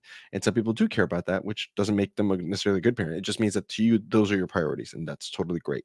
The difference is, or in your case of going to the movies, right, is just be where you are. Right. Because it wouldn't have been great if you're watching your daughters, but you're at your daughter's thing, but then you're on the phone with clients. You're still at work. You're just at your daughter's thing. Right. And that's a huge distinction. So for example, if you when you were selling books and you were going to watch a movie, you better be watching that movie. Mm-hmm. You know what I'm saying? It'd be stupid to be watching a movie and try to memorize your sales talk, or something like that, because you're actually not present in either of the two. That's the thing. It's like, we're talking about being off schedule. Like I would have this overwhelming guilt about being off schedule until I flipped a switch and said, doggone it, I made the decision that I'm doing it. I am going to do this, and I'm going to do it until I've got some appointments this evening. I'm going to do it until gravy. I'm going to take from 10 to 5. So gravy doesn't know that's in the evening when the parents are home and you get both parents sitting in front of you. And I would say, you know what? I'm going to take from 10 to 5. I've got to go to the post office. I've got to do some things. I'm going to get some errands done. But you know what? I'm going to go see that movie and I'm going to enjoy it. And I'm not going to have guilt over it. And so I think it took me to my 4th or 5th summer before I was able to actually, and I had graduated from college at that point. So at that point, I was like, you know what? I'm a business professional. I'm a field sales manager in the field. Like, I'm going to go enjoy this movie. I'm making good money. I'm having fun. And you're still doing your thing. You're still leading your organization well because you're like, they would always tell you in Southwestern, the best way to be a good OL or whatever is to sell a lot of books. That's step one. It's like, cool, check. Like, like I'm doing that. I can still, like, it's because you need that. Like in your brain, a lot of people often say this, we can get into your fitness regimen now if you wanted to, because you alluded to this. I'd love to do that. A lot of people talk about this too, where it's like, just my chiropractor says this to me, he goes, hey, listen to your body. Like sometimes it's totally okay, even if you're like you're talking about discipline and there's this like balance of like, oh, but my muscles hurt, so maybe I shouldn't, but I'm gonna do this despite my muscles hurting because I'm not a wimp. I'm gonna like, don't be a wimp, weakness, pain. But sometimes it's like, dude, if your knee is saying it's gonna pop, if you go and squat this, maybe don't squat that. Maybe don't do that, right? Because it's better to have a healthy knee and a day off that you miss your discipline regimen versus like you busted your knee and now you can't lift for 2 years because you got to heal. You know what I'm saying? Or like, so there's like this, there's a sense of like, hey, sometimes in your case, going to the movies, it set you at ease. It took a lot of pressure off of you, and it made it so that you didn't feel exhausted. So when you hit those 5 o'clock families, and you were sharp, and you sold, or you could argue that is what I'm saying. So tell me about this. I'm interested to hear what this 18 months. The best way to describe this phase, this change in my life. So again, used to be an athlete. wrestling and track were my two biggest sports, but I'd done other things as well. Really got into working out and lifting, and so put up some good numbers on the bench and stuff, weighing 150, 160, doubling my weight, subtle flex there, back in like 1984, 85. Oh yeah. And it's like, you think back to those days, and my wife like will show girls pictures of dad, back in the day. Well, it's like I got into being a dad, and I got into business world and this and the other. And it's like my fitness regimen pretty quickly just kind of went by the wayside. And so by the age of 30, it's like I would have these little short sprints, usually at the beginning of the year. And I'm like, oh, I need to get back into it. I need to get back into it. Well, 18 months ago, so I'm 5'8.5". Program says 5'9", but I'm probably 5'8.5", especially. But I was like 255.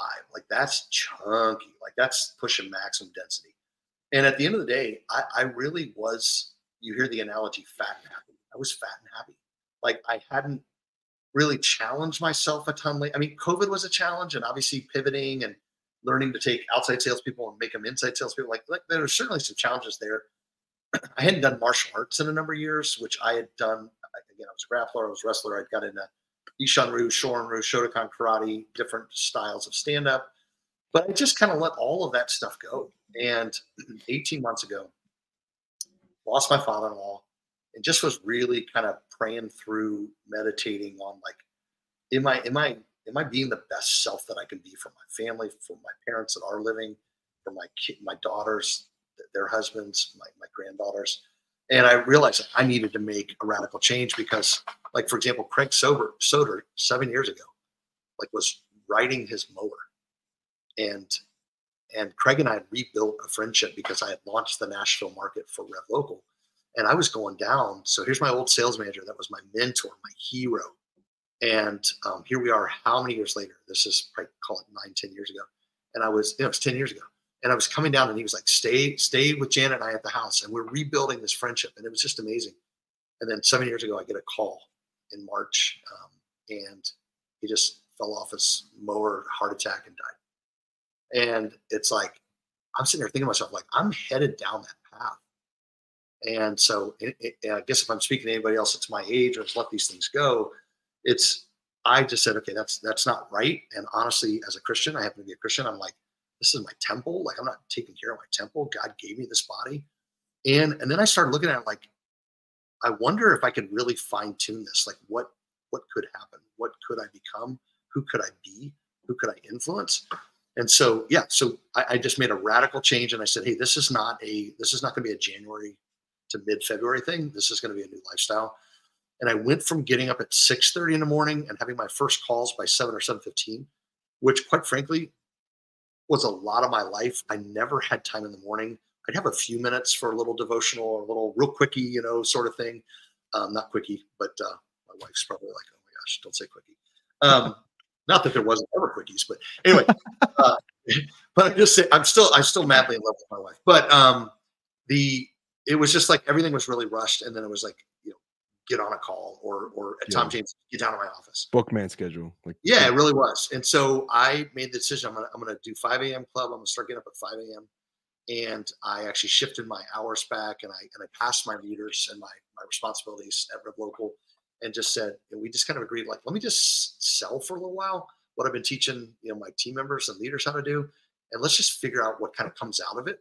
So that's 18 months ago. And in the meantime, I had like no appointments because all my recurring calls got taken off the calendar. And I just said, I'm going to start work at 9:30 or 10 in the morning, and I'm going to have an evening in the morning. And I'm going to have from 5 until 9:30 or 10 to myself and with my wife. And so my schedule, and it hasn't changed a ton, but it's get up. I'm super ADD if you haven't figured it out. So in today's world, if I try and read at night or read early in the morning, I'm going to fall asleep because I'm an energy person. I need to be with people. And if I sit down and read, it's like next thing you know, I'm out. Mm-hmm. So like trying to get up for me, trying to get up and read the Bible. Like, okay, so what I started doing is I went to Audible, or I went to, like, with the Bible, I did the Audible version of it. And if I can keep my hands busy, this is from James Clear, Atomic Habits, who's a Columbus guy, by the way. It's habit stacking. So I realized like, oh, if I'm listening to something, and that could be podcast, book, Bible, whatever the case may be, is if I can get the things done that my wife, she's an acts of service gal. I can do the things that she wants me to do in the morning. And part of that routine is cleaning the kitchen.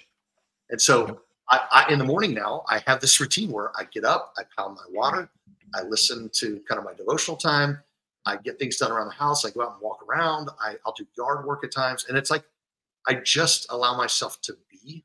Sometimes I'll real quick check an email or real quick do a social thing or whatever, maybe a social post if there's something I want to get out. But for the most part, it's just all for me. And I don't, that has been one of the most rejuvenating things for me. And then the other thing is my workout. So for the first year, so I got into Brazilian Jiu-Jitsu. And the first year I was 4 to 5 times a week. Most weeks was 5. I'd give myself a mulligan every couple of weeks. So I was on the mat by 6:15 or 6:45, depending on the day. And I was a 57-year-old rolling with a bunch of 20-something, 30-something cops, like built, strong dudes, and just got pummeled in the beginning, like pummeled. And even as I was getting stripes, I kept going down to the end where the people with no stripes would be, because I just wanted to embrace, and this is what I kind of wanted to get to. I had become so fat and happy, I needed to suck at something to just kind of humble me a little bit. And then just like you were saying earlier, it allowed me, like I've had some injuries and I had to power through the injuries, and I was getting tapped out. I had to learn, tap early, tap often. And it's like, I learned, okay, I'm not going to let that happen again. So I got to the point where I'm going to go with this guy. If I can get tapped only 3 times in 5 minutes, like that's a win. Oh my gosh, I'm going with this guy and he's not tapping me at all. And so now I'm 18 months into my jiu-jitsu journey, and I switched. My doctor did say, back it down from 5 days a week for recovery down to 3. And then I work out with a personal trainer on Tuesdays and Thursdays at 7. And literally supplements, collagen, aminos, eating, salt water, all of it, man. I'm all about it. And I've gone from like 255 down to like 225, and so I'm about 30 pounds less. I still got another 25, 30 to go. But dude, people ask me, how is my life right now? And it's like, I feel like I'm not taking injections of testosterone, but I feel so much younger and I've got more energy and I'm so sharp through the day because I had that evening in the morning. Yes. Alicia Huck. That's beautiful. There's so much truth to this though. Do you know Alicia Huck? Did you meet Alicia Huck this weekend? Oh, dude, she's a badass. We were talking, her and I have talked about this so many times, because again, we learned from Southwestern, schedule is your lifeline, and we have this mentality that if you want to be successful, you wake up at 4:59 and you go to bed at 12:01 and you do this for 50 years. And it's like, look, that works great for some people, phenomenal.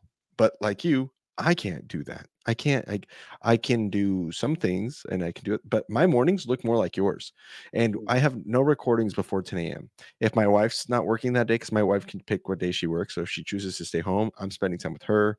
I'm hanging out with her. We're drinking coffee. We're talking. We're watching TV. Like an evening in the morning. Like literally that was one of this morning for us before we started recording. I had some stuff that I still took care of throughout, like while we were chilling watching TV, but she made some tacos for breakfast. We had some coffee. We were just talking about the evening plans this week. We watched some TV. I sent some emails and some invoices that I needed to get out. But for the most part, until like 9 a.m., 9:30, we were just chilling. And to some bug people who are in that regimen of like, oh, it's 9:30 and you haven't even showered yet or whatever. It's like, yeah, because sometimes when we try to hang out at night, she's too tired because she needs to get to bed early, or like I'm too tired, or that, and it's okay. But here's the deal: if by midnight all of the things that I needed to get done that day got done, and at the same time I spent real quality time with my wife, or even if she's working and it's just me and I'm in my readings and I'm in my other stuff that I'm working on, how was that a bad day? I got everything I needed to done. Like schedule is your lifeline. So I still have like hey, by Monday night, I have to have these things done no matter what. Right. Yeah. But if I get them done and I'm still able to watch TV in the morning, or it's not about watching TV, but I'm still able to do my thing whenever I need to do my things, who am I hurting? you know, if it works for me and I'm still able to move the needle to get to my goals every day, who cares if it's done? So do you know, for 20 years at Tom James, I never did that at all. Damn. And for 10 years at Rev Local, I never did that. And it was nobody pushing that on me. It was the driving Southwestern. Yeah, because that's what we were taught. Yeah. And but again, on the things I intended to do, like I'm taking off Friday because we're going to do a 3-day weekend. I was very intentional with the time I did take off. I just didn't let myself take off time because I wasn't feeling it, or I wasn't, you know, like it's the whole intention thing. And now I'm at a point in my life where I'm like, I'm intending to have that EITM, that evening in the morning, that EITM, evening in the morning. And it's, yeah, sometimes I'll put a little bit of work in there and I'll crush a few things out, or like, but it's like, it's my time to do what I want to with. And the other thing is I love about our lifestyle now, again, so I'm 18 months into this new schedule. It's the first time since 1987 I haven't had a team. So it's just like I was even wondering, like my first couple months after I made that decision and I passed all my leaders and stuff, I was wondering, like, did I make a bad decision? And I had some buyer's remorse because my identity was wrapped up in having people under me. And it was like, you know, and the reality is I knew the right thing to say. And you could say, oh, that's not my identity because it's all I had really ever known. Well, then when I didn't have those, there's times when my wife would walk downstairs. This is my office down here. My wife would walk downstairs and I'd just be leaning back in my chair and she'd look at me and she'd be like, I'm not hearing anything. Like, you're not on the phone. You're not demoing it. Like, are you okay? And I'm like, I don't know. First couple months, it was rough. And I was like, did I make the wrong decision? There's guilt in there too, probably, of like, I should be doing something, but I'm not, or, you know? Yeah. And then it was like, and then I just said, you know what? I just started, like, for example, I started with calling old Tom James clients and just said, hey, I just want to connect with you. I haven't talked to you in a while. And they were lawyers. And then next thing you know, it was like, I'm just wondering if there's anybody that you need to meet, if there's anything I can. And then they were like, what are you doing now? Like, aren't you doing some digital marketing thing? Well, in the past, I never got to call them because I was always helping other people build their business. So guess what happened? It's just like, boom. And then one thing led to another, one thing led to another. And then the Tom James, or the Rev Local, Rev Local fiscal year was from July 1 to June 30th. And which we just wrapped up, and it was a good year. So it's just amazing things, and I'm doing some things differently that are going to be more related to franchises and strategic large spend account brands. But it was a good year. It was fun. I look back on it and love it. But the thing is, and to put a cap on this, it's first of all, congratulations, because I'm glad that you found something where it's like, it's not balance, but it's more like presence. You just found a way to be present through all 24 hours of your day. Yeah. And that's huge, right? Even in sleeping, if you're going to sleep the crap out of it, you know, like, go get sleep. That's good. Or if you're going to watch TV with your wife in the morning, or if you're going to read with your wife in the morning, then be with your wife in the morning. But what I have found, I don't know if this is true for you, but what I have found is when I do get to work, whether that's 10 or 11 or whatever, I'm so happy to be working. Like I lately, I haven't found, I didn't discover this myself, this idea of like being intentional with your time like that in the evening or morning, until about like 4 or 5 months ago. But when I really started applying it, I have found that, you know, when I have to do stuff that I used to dread for the podcast, I love it now, because it's like, like I'm full internally and I can just pour into this easily because I'm more full to give. That's what I found anyway. But well, the one thing I want to hit on the fitness thing, it's hilarious because I've had people say, oh, dude, you're 18 months into it. Because there's so many times you'll hear like these influencers, it's like 30 days to form a habit and 10,000 hours on this. They're like, dude, do you just bound out of bed now because your body knows you're going to jujitsu or you're going to your personal trainer? I'm like, absolutely not. Yeah, no. Like every single morning, it is still a battle. It is a Mr. M mediocrity on my shoulder, even as I'm laying horizontally. And every single morning it's a battle. And in the battle with the Mr. M is, you know, you're too old for this. You're going to get hurt. Like these voices in my head. And I tell people there's times where I get up and I'm pretty with it, and I'll just go right into my regular routine. And it's like, I can power through this. I'll hit some lights. I'll start drinking some water, hit the restroom, all that. There's other times that I'm like, oh man, I want to go back to bed so bad. Now I will shout out to YouTube channel called Motiversity. If anybody's ever heard of that, like Motiversity is like, that's my jam when I want to go back to bed. Cause because I don't even go to the Bible first. When I need that morning, like I'll go to Motiversity, and it's like Eric Thomas and Tony Robbins and Jocko Willink, and it's all set to music. And I'm like you just can't go back to bed. Yeah. Guys are just telling you, like, someone give me a door. you need to go get some. It's all lies, Jocko Willink, and it's Rogan, and it's like 10 to 12-minute videos, and some of them are longer. Like, dude, sometimes that's all I need because I just start walking around the house with purpose. I'll go outside and I'll just kind of do one of these things and open my eyes up and I'll pound another water. And then I'm like, okay, I am not going. And it's like, and then the feeling passes and it's like, okay, now back to the previously scheduled recording, and then I'll go back into regular morning, but I needed that. But normally most of my regular days, that is my drive. As I drive where my boat is, I drive past the body of water where my boat is, the sun's coming up, and I have a 10-minute drive to jiu-jitsu. And that is my drive. And I listen to that as I'm just zooming up Sunbury Road, sun's coming up over the water, and I'm getting ready to go choke people out. And it's like, it's a blast. That's awesome. Oh, I love that. Oh man. All right. Well, we've come to a time where we go into our rapid fire questions. We're just moving along. I feel like we're gonna have another episode with you anyway at some point, just so you know, just because there's stuff I feel like I still want to get to, but there might be like longer conversations. So let me go into some rapid fire. I have them pulled up right here. So here's the deal. Rapid fire doesn't mean you have to answer fast, but just kind of the first thing that comes to your mind, and then just let me know, and then we'll go into some ponytails after that.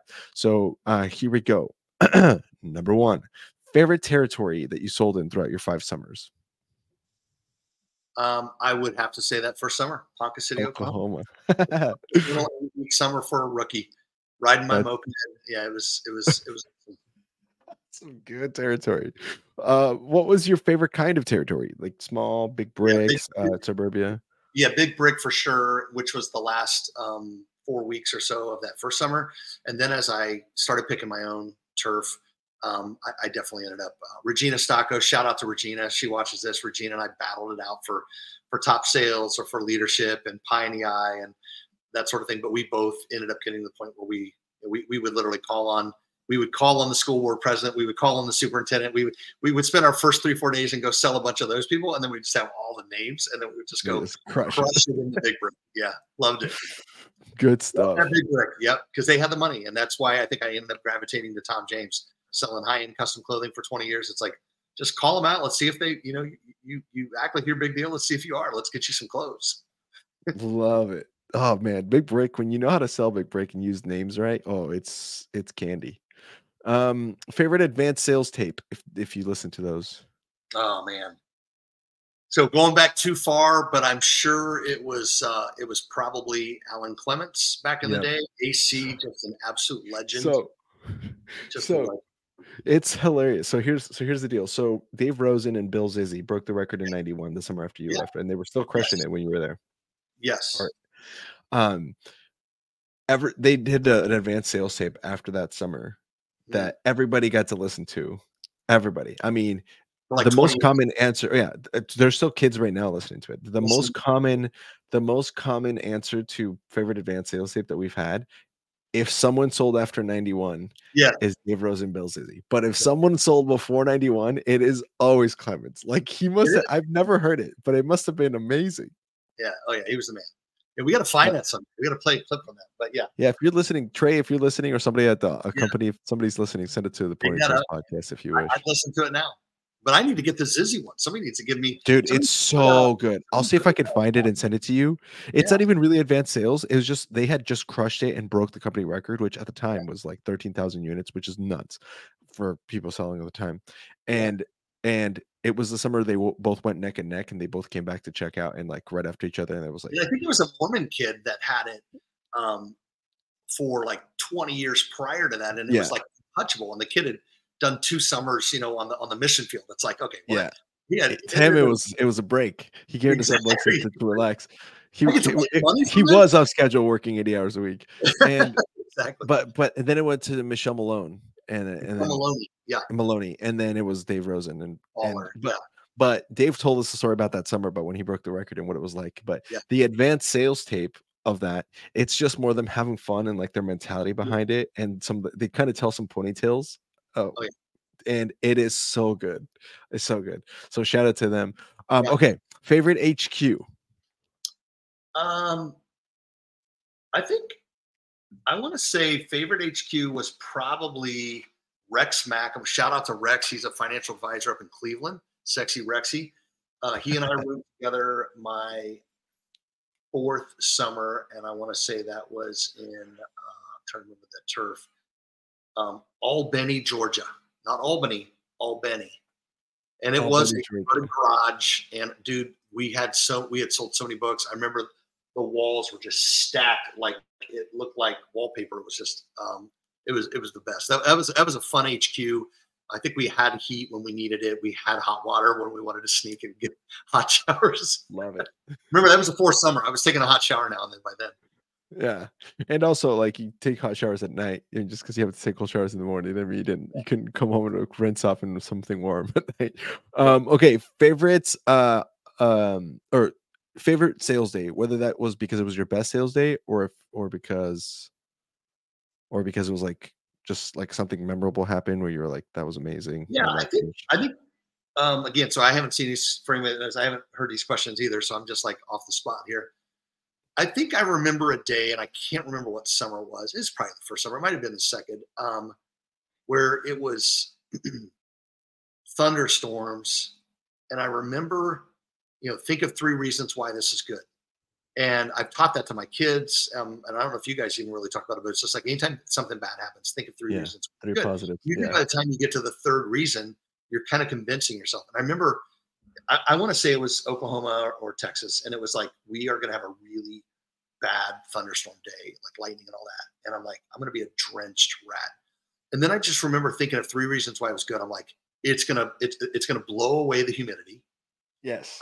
I'm going to be, and the drenched rat means I might actually get in more doors. Like people will like feel sorry for me. And I'm like, dude, and I crushed that. And the thing is I can't remember what the 3rd one was, but I was like, oh yeah, I remember even saying like if I don't have water, I can just go like this because it's raining. And I'm like, and I was laughing by the time. I'm like, you know what? I'm going to have a good day. And dude, I freaking balled it out. I crushed it that day. And it just really taught me that my mentality, it was one of the first times, it must've been my first summer. Cause I was like, holy crap, I can change my mindset to something. It's not what happens to you in life. It's how you deal with what happens to you in life and how you choose to look at it. And I'm like, bing. And then I've applied that the rest of my life. Incredible. I mean, and that's like asking the right questions of yourself. And there's people like, I don't know if I can do this. Can I do this? 58 years old that have never experienced that.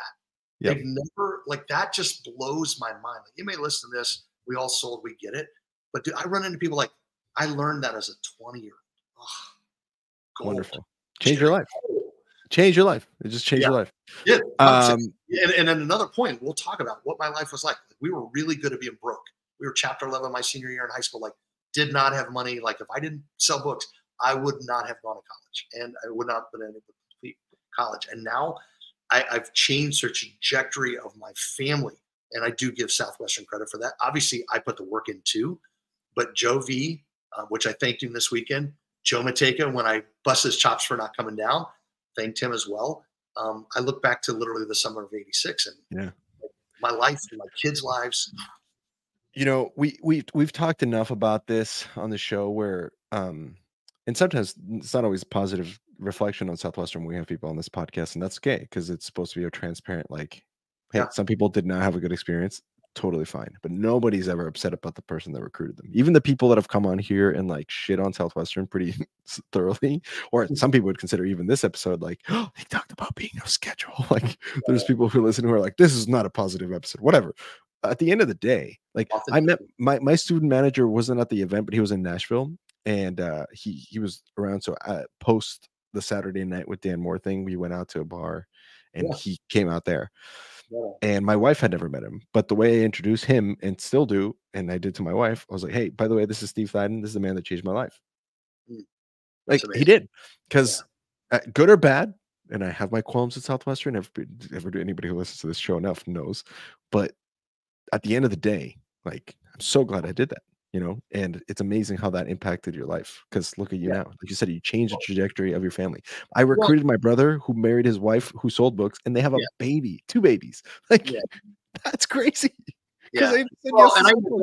even and I anytime you think of like the bad things of Southwestern, and this isn't like right now you're in the stories in the rapid fire, so we're not going to go there. But lots of times we have humans, and human beings are flawed, and Yeah. lots of times decisions were made, whether at the leadership level, at the executive level, where somebody was upset. Maybe it wasn't the right thing. Maybe it was absolutely the wrong thing. But the fact is most people did what they thought was the right thing to do. And I've just learned to live a life of grace, and I don't hold things against people anymore. And so like I look at like so many people when I left Tom James, so many people were like, oh dude, 20 years of Tom James, like, bro, you need to come sell suits with me, and we're selling this Chinese made product from blah blah blah blah blah.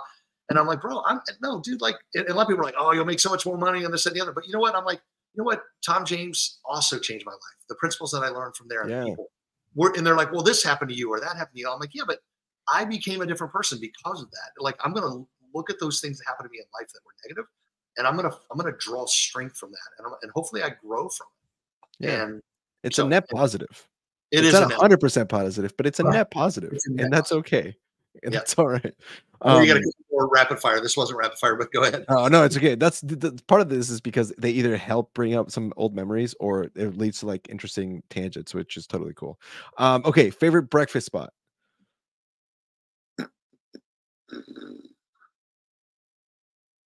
Jeez. It's I'm back to that first summer again. It's just so weird. It all blends together. But it was like I'm going to say first summer again. Hell yeah. It was just perfect. We did our executive exercises in the parking lot. It was like every people took pictures. Yeah, it was the best. Polaroids. It's amazing. I don't know who I was telling this to, but somebody at the event asked me, like, what's the biggest thing you've learned from doing this podcast about like the experience? And I'm like, honestly, the fact that we all had the same experience. Like, some of us had to, like, who sold in the 60s or 70s, they had to hitchhike to each, territory or whatever. Like, some of those things are different. And I guess today kids are selling with like technology and iPads, so the products are a little different. But like, for example, what you just described, every person that sold books. Oh, we had this HQ or this breakfast spot where we go to the parking lot, we do execs, and people would come watch us. And at first they look at us like we're weirdos, but by the end of the summer, they were sad that we were leaving, and they loved us. People coming to breakfast to see us, or they would bring their friends to breakfast to watch those crazy book kids from Ohio. Like, yeah, all of it. And that was 86 for you, 2012 for me, and it's the same thing. I totally get it. Like, it's so funny. Okay, and the last one is best follow day. Whether someone followed you or you followed them, but you were like, that was a great follow day. Dude, okay, so I am absolutely I'm such a people person. Like, every follow day was the best follow day for me because I wasn't by myself, and I was the kind of person that didn't like to be by myself. And again, that stems back to some things when I was a kid. Same. I didn't like being by myself. So every day, like, I had so much fun, and I didn't know if we'd have time to go there, but like my follow days, I just taught people how to have a blast. Like, once I became a leader, like, I just taught people how to have so much fun. We'll get into that with some of these ponytails. Like, that was the biggest thing for me. And that's one of the reasons why being the master of your emotions, like, you can change your emotions on a dime. You typically don't feel your way into acting. You act your way into feeling. And so I would just do some of the stupidest stuff, like just to get rookies laughing and they're like, you are just absolutely off your rocker. And I'm like, but dude, you gotta do some stupid stuff to make yourself laugh, to get over it. Like, my viewpoint is I would never hold it against that person that would slam the door or whatever like that. It's like I just woke them up. Maybe they were night shift. Like I'm some crazy college kid knocking on their door at 8 a.m. in the morning, right? So, like, once again, I just learned grace and forgiveness at that point, and I would have fun. Never really got in fights. I think there's some times it came awful close to it. But yeah, no, my follow days with rookies, I didn't have that many people riding with me unless they were rookies that were coming to ride with me. But it was because I was a top producer kind of out of the gates. But man, when I got to go spend days in the field with people, or people would spend days with me, we'd have so much fun. So much. But we'd work hard too. I was never a high demo guy. I was never 30 demos. I was more like 15, but they were long, but I would close them out, baby. Close. Same. Hour and a half. But bro, I would, it was big units. We had similar experiences, my friend. I love that. I agree with everything. Love it. All right, so let's move into some ponytails. This is a segment where we have our guests share their favorite stories. Okay, I have one that I wrote down that you had me remind you, and it was about the guy that quit. You said there was. I'm gonna close with That's that. the last one. Okay. Yeah. So then, So you tell me, give me that last one. I'll let you take it away from here. If it's one story, if it's 12 stories, I don't care. Sometimes we've had people share a bunch of different ones or like one big long one. There's no time limit on this. Do you need another break for commercial break or no? I'm good to go if you are. Otherwise, do you need to take I was a gonna quick say I would pause? take a quick one if you wanted it. Okay. I'm good to go. Cover real quick. So why don't you do Yeah, that? yes. And I'll be right back and I'll flash you away with some great ponytails. Good call. I love that. Okay, so we'll see you in a sec. I'll get you off screen here. So, okay, one big announcement that we would want to make. This is something new. If you missed it with Josh Martinez episode that we did a couple of episodes ago, but it is important that you guys understand because we are actively now back to open registration for Bizler. This is important. We are no longer working with Southwestern Travel. If you want to learn more information about why that is, just go back to Josh Martinez's episode. This is like the first hour of that. We explain everything that happened in between us.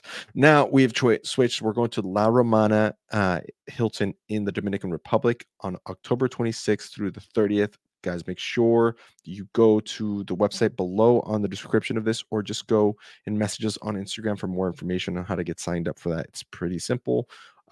But that's where we're going. It's going to be $1,200 instead of $1,575 per person. It's down to $1,200 per person. That includes the traveling between the airports and the resorts, as well as some other like just general fees and expenses to help us cover to be able to host this event at the highest capacity. That does not include flights, so make sure that if you want to go, make sure you get as soon as possible so the flights are as cheap as possible for you. We're going to the Dominican Republic, really awesome resort. It's a Hilton La Romana, all you can eat, all that stuff. It's going to be a blast. We did it last year in Mexico. Good times. It's going to be over a weekend this time, so come out and join us. We'd love to have you. And back to RJ. So, by the way, if you're not doing anything at the end of October, come on out. It'll be fun. I'm actually taking my dad on a trip out west. So my father's turning 81. We were going to go to Vietnam, go back to Vietnam. He's a Vietnam vet. And so I said, Dad, I'm taking you back to Vietnam where you were at.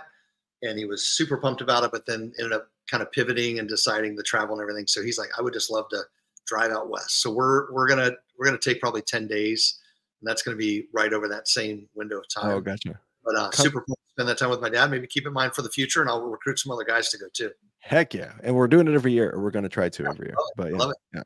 Yeah. Okay, so ponytails over to you, sir. The mic is yours. Take it away. Yeah. So one of my first ones, as I mentioned, like we had a couple different times. So funny. This guy said, we'll call this person Mort.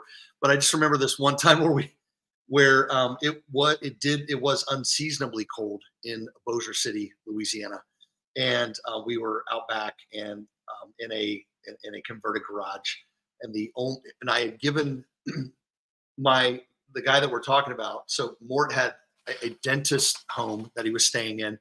Awesome HQ, like everything was pristine, new furniture, super cool. He was so pumped. Well, his roommate rookie quit, or maybe even the student manager. So I moved him in with me, and all I had was a pull-out couch. So the two of us were on this pull-out couch, and I had given the other room to the rookie, and I had the pull-out couch. Well, then he comes and moves in with me, and we were both firmly heterosexual dudes, had girlfriends and everything. But we literally just had a sheet because it's Louisiana in the summer, and we ended up. It was so funny, but the best way to generate heat is like we were back to back, and we woke up in the middle of the night with like this thin sheet, and it was unseasonably cold, and we were essentially reverse cuddling, but like we still talk about it to this day, and it was literally 1988, and the time you kept each other alive. Yeah, it was just like you know. Just some of the weirdest stuff, but a couple of the other things that were a blast to me was the things that we would do on the book field with, like I said, when I had people with me. I did silly stuff by myself, but I really did crazy stuff. So I know a lot of people talk about this, but it was like, how many trampolines can you bounce on that you did not get approval for per day? And so we would I don't know if anybody's ever mentioned that, but like we would, I just assumed it was something other people did. So we would like keep track, and then we would, when we call in our stats at night, it's like, dude, I got 7 tramps today, and it was basically we found a trampoline that we were sure the people weren't home. We would book it to the back. We'd hop on the tramp. We would bounce on the tramp, and then it was like we could count that. So I would always do those kind of things. We had like people meeting up together, and it was like, how many tramps can you hit? And so we did that a lot. There was times where we would swim in people's pools. I know you've heard this, but it was always, I love doing the whole, everybody loved this, but I would always use the whole, hey, can I pay you $1 for an apple? Like everybody loves those stories. I mean, the moms, like, you know, especially when you had the salt stains in your shirt or it was super drenched and it's like, you know, hey, I'm not interested, but is there anything I could do? And it would be that, you know, 30-year-old mom and you're like 20 and she'd have like 2 little ones and it would be like, oh, it's just really hot. Like if there's a way I could pay you $1 for like a bottle of water or maybe even just like a small little apple or a clementine, and it'd be like, you come in here. And it would be like, and then she would make you this lunch. She made the kids and she's like slicing the sandwich and, you know, through, not halfway, but she'd do it like corner to corner. And it would be like, do you want chips with that? And you want to pop? And it was like, it was the best thing in the world. And lots of times I'd be reaching in my back pocket and I wouldn't even have $1, but it would be like, can I pay you $1? And I'd just start reaching, but it'd be, you get in here. And then by the time what would happen, and I can't tell you how many of those ladies that at minimum, I got a crap ton of referrals and at maximum I sold them because it was like, now you're in there, you're getting that meal and you're breaking bread with somebody. And it's like, so what are you selling again, by the way? And then like, I can't tell you how many times I sold those ladies. Yeah, you do the demo while eating the sandwich because you had to figure it out, and it was just a conversation. But that's all it was. Yeah, it's like, so how are your kids doing in school? You're like chewing on the sandwich, like, you know, they struggle with math. I'm like, okay, do you think they would like this? And you whip out the book because you're like, she's buying. You didn't even have to do the buying hemisphere because you're like, by the time I'm done with the sandwich, you're gonna be like, oh, I'll just take the set. It was the best. It was the absolute. My favorite deal, by the way, my favorite deal was the 6-pack. So for us in education, it was volume 1, 2, and 3 of the student handbooks. The 4th was the Layman's Bible Encyclopedia. I was selling down in the South. Everybody needed that. Sure. And then med books. So it was like $1.99 for the 6-pack. So we just talked about selling the 6. And I mean, I just loved, I think it was 5, 10, 15, 20, 27 units because the med books are 70. So it was basically a 30 unit. And if you threw in Bible story book in there, three units, you're out. 30 units, like, bro. And if they have toddlers, you throw in the Mufus and the Exploring Learners and Aspies, which haven't changed in 5 decades. So a couple of those other things that we would do, like, and this is horrible. So you said English is your second language. Yeah. I want to be careful here because I was an idiot 19, 20-year-old, but we would get somebody that would not speak the language. And then I would just say something just really stupid and random at the door, like, may I mom a dog face to the banana patch? And they would be like, yes. Yeah. And I'd be like, awesome. So does your kid take the bus or their lunch to school? Yes. And I'd be like, what I realized is the joke was probably on me. They probably were doing the yes accent and they probably understood everything I said just to get me to leave, because there were times where like the kid would be in the background, the kid would start laughing. Like I knew these moms probably knew English or whatever, but it just gave us a good laugh. We'd have a good time. The rookie would be doubled over. And you're not hurting anybody. It was just more for you to kind of get out of the funk. It was innocent. Before we get people, listen, because I live in Portland. I get how people can get offended by the dumbest stuff. But before people get offended, listen, you have no idea. You're sitting on Wednesday. It's 95 degrees outside. You haven't talked to a human being. And the ones you have talked to, they have yelled at you at the top of their lungs to get off their porch or whatever. Right. And this is how you make a living. Sometimes you just need to for your own revitalization, just to kind of be like, all right, I need to do something that's way off the cuff here, because just to kind of jolt me back into shape. And it's hard. And until you're in that moment, don't be judging none of these stories. Because to be honest with you, it's hilarious. You didn't hurt anybody. They don't remember you 12 seconds after you left their house, but for you're telling these stories 30, 40 years later. And it's fun. It's fun to listen to. It's fun to hear. Like, that's how you were human. That's how you were able to go back to normalcy, because it's so not normal. One of my other favorite things I would do with the Layman's Bible Encyclopedia was and you've probably heard of other people doing this, because I know I wasn't the only one to do it, but we would knock on a door at 7:59. We would find a shanty. We would find a rundown, on the way to the turf. It'd be a 7:50.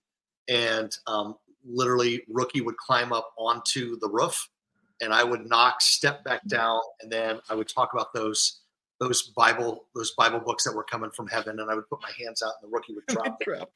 And I mean, literally, we did that. Like, we've heard stories of that, but like, we did that, and then I would just step forward and start showing it, and the guys, like, beer cans are by the door, and they're like, what the? Yeah, like they never like walked out and like said, get off. Like, I never had anybody ever. Like, they just kind of like, what? And then they would start looking at the book. And I don't think I ever sold anybody, but it was just, that was so much fun. It's the way to have fun, man. Oh yeah. Oh yeah. I'll bring it to a close. A couple of the other, I mean, there definitely are some crazy ones that I can't tell, but one of the ones I remember with dogs. So we're actually two with dogs. So first one is, it's a little reminiscent of National Lampoon's Vacation. Like, literally had a dog that was mounting my leg, and they were kind of like Cousin Eddie.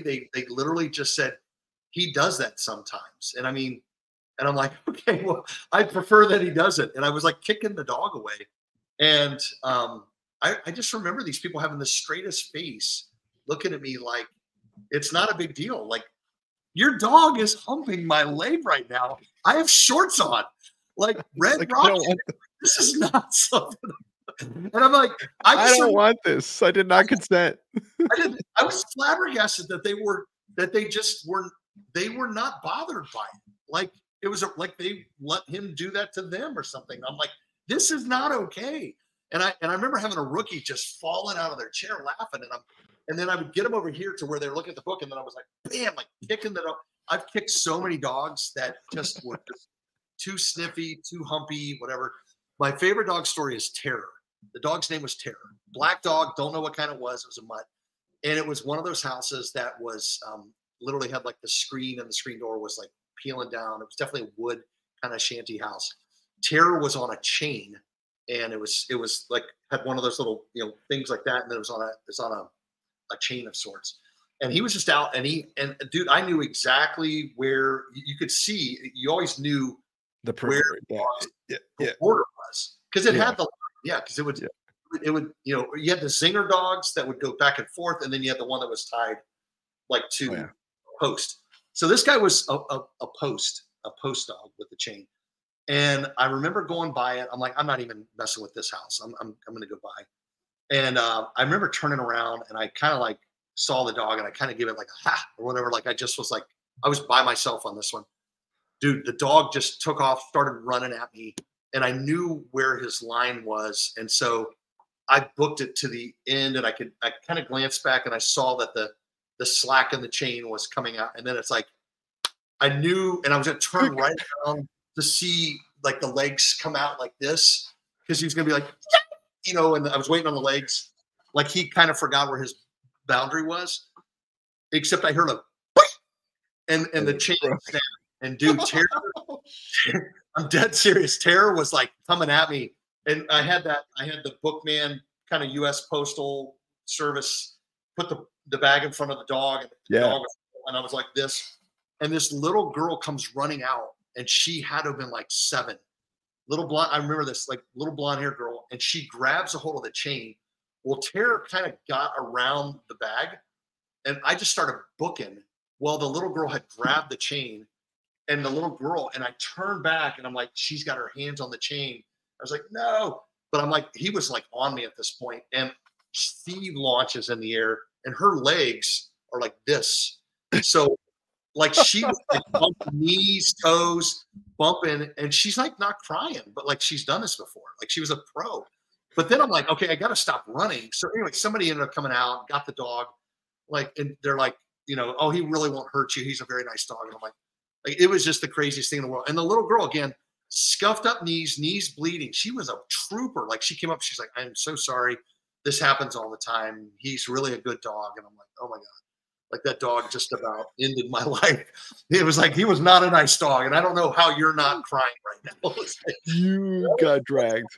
Crazy. It was one of my craziest dog stories. She's like, Terror, no. And she was screaming Terror. She was like bumping, like I heard her knees, like I think her chin hit. I mean, I just heard it all, and over the growling and the slobbering. And so And then the last one I'll tell you about, the guy. Oh, this is the guy. Okay, hold on. Buckle up here. Selling books. Again, had a good summer. I come back to college. I meet with the assistant dean, and I said, "Hey, man, I know I've been, I want to be in sales. So, like, how do I get a, because I was international business, but I'm like, how do I get a sales degree?" And they're like, "You don't get it'd be marketing." I'm like, "But I don't want to be in marketing. I want to be in sales." And he's like, "We have 2 sales classes. They're taught by a tenured professor, and it was introduction to sales, and then it was advanced selling." So I end up going. I'm like, "Okay, well, if that's all we got, I'll get a second major in marketing from international business and marketing, and I'll take these 2 sales classes." And so I go to this intro to sales class. I don't want to mention the guy's name because I feel bad. He's, this guy was probably 5'10". He was overweight. He had dandruff in his beard that would show up it would be on his tie. He had the limpest handshake you've ever seen in your life. It was just like really one of these, like literally. And I'm coming back all jacked up on testosterone from my first Southwestern summer, got my big check, and I'm rolling into college like, I'm going to be a marketing major. I want to be a sales major, and they didn't have it. So I take this class, and this guy is just talking so ethereally about sales. And I was pretty cocky back then. So I was kind of like, so I'm raising my hand.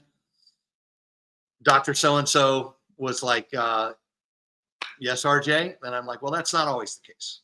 And so I just started correcting him. And we had about a week of that. And after about 4 or 5 classes that he knew I wasn't going to stop. And all the kids would kind of like turn to me like, "Hey, here we go." And like, "Oh, you know." What about the popcorn? Here comes right, exactly. Yeah. Dude, here's what's so cool. He pulled me aside after, he said, "Can I speak to you after class?" And everybody's like, "Well, you're going to get it." They're all walking by. He's going to fail you. Everybody left. He pulls me aside and he said, "Hey, I'm going to ask you a favor." I said, "What's that?" He goes, "Can you help me teach this class?" Whoa. I'm like, "Really?" And he goes, "I don't know if you can tell, but I don't have a lot of sales experience." He goes, "I'm a senior professor." And like, he could have been the biggest jerk in the world, but he pulled me in and he said, "Would you help me teach this class?" So he got me on his side instead of me being his adversary. And I said, "Yeah, man, that'd be awesome." And so now I stopped being so contradictory. And I'm just saying, "Well, like, what's making you decide to do this?" And he goes, "I'm gonna let you in on a secret. I sold books for Southwestern 2 weeks and I quit." He goes, "And you completed your summer." And he goes, "In my book, you deserve to be teaching this class." Like, can you believe that? And wow. The guy ended up becoming like a really good friend. And actually, about 5 years later, after I graduated, we started a program at Ohio University called the Sales Center. And it's Ralph Shea was the chairman, longtime chairman of World Book, and he threw a bunch of money into it through his kids, Larry Shea, and it's the Ralph and Lucy Shea Sales Center, teaching sales to kids. And now it's one of the top programs in all of America. And they compete every year in the National Collegiate Sales Contest and all that. But it all started with those 2 classes that they had, and then other kids like me saying, "We've got to have a program, like a certificate or something." And now it's one of the most sought after sales educations that anybody can have is Ohio University's. It's a certificate from the Ralph and Lucy Shea Sales Center. But that doctor ended up becoming a good friend of mine, a PhD. And I helped him teach the class. I helped him teach the advanced selling class. And we ended up having some additional classes after that. So fun story. Wild. Yeah. That's super cool. Yeah, that's a good ponytail, bro. He quit, and that's amazing because that's the respect he had. He knows what even one summer of this is worth. You know. Yeah. Wow, that is super cool. We have not had a story like that yet. I love that one. That's weird. Clip that. That's so good. Oh man, guys. Well, we've made it to the end of the show. RJ, any closing thoughts that you want to say? Anything that you didn't get to share that we didn't get to talk about that you'd want to share as we're wrapping up? Yeah, I would just say, first of all, just if we think of our audiences, number one, if somebody hasn't sold books, maybe if a parent's having them listen to this, like that, how cool would that be to have parents listen to certain episodes? Maybe Yeah. the first thing I would say is, you know, I think it is a different world out there. I mean, we don't have 10,000 kids selling like we did in the 80s, like when we had just thousands and thousands of kids. But I think, you know, the company's been around since 1868. They used to do deliveries on horses, and then they would wherever they were at 7 or 8 o'clock at night when it would get dark, that's where they would stay for the night. Like, this is a company that's been around and it's endured, you know, through how many wars and Civil War and so forth. And the values of it, again, are there human beings that are involved in the leadership that maybe wrong decisions made, human beings making errors. But I think that I'm very, very proud of my 5 summers at Southwestern. I loved what I did. I still have people to this day that sold with me, some that made it, some that didn't, that say it was the hardest thing I did, but I'm so glad I did. They thank me, and had big teams. My last summer I had 15 in my org. I had a 20-man team, and it's like a lot of these folks will come back and say, and I love seeing these guys crushing it. I've mentioned some of the names. They're crushing it out there. And they all go back to their Southwestern days. So I'd be the first thing is, if we're speaking to somebody that's considering doing it or considering having their kids do it, like, check it out. I mean, it's legit. The other thing I would say is just, I think you know, if we can take those principles that we learned, that nobody has control over our thoughts. We're the ones that are in control of our thoughts. We can choose. It's not what happens to life. It's how we choose to deal with it. We can choose to take a different take on things, and that could be family related, that could be business related.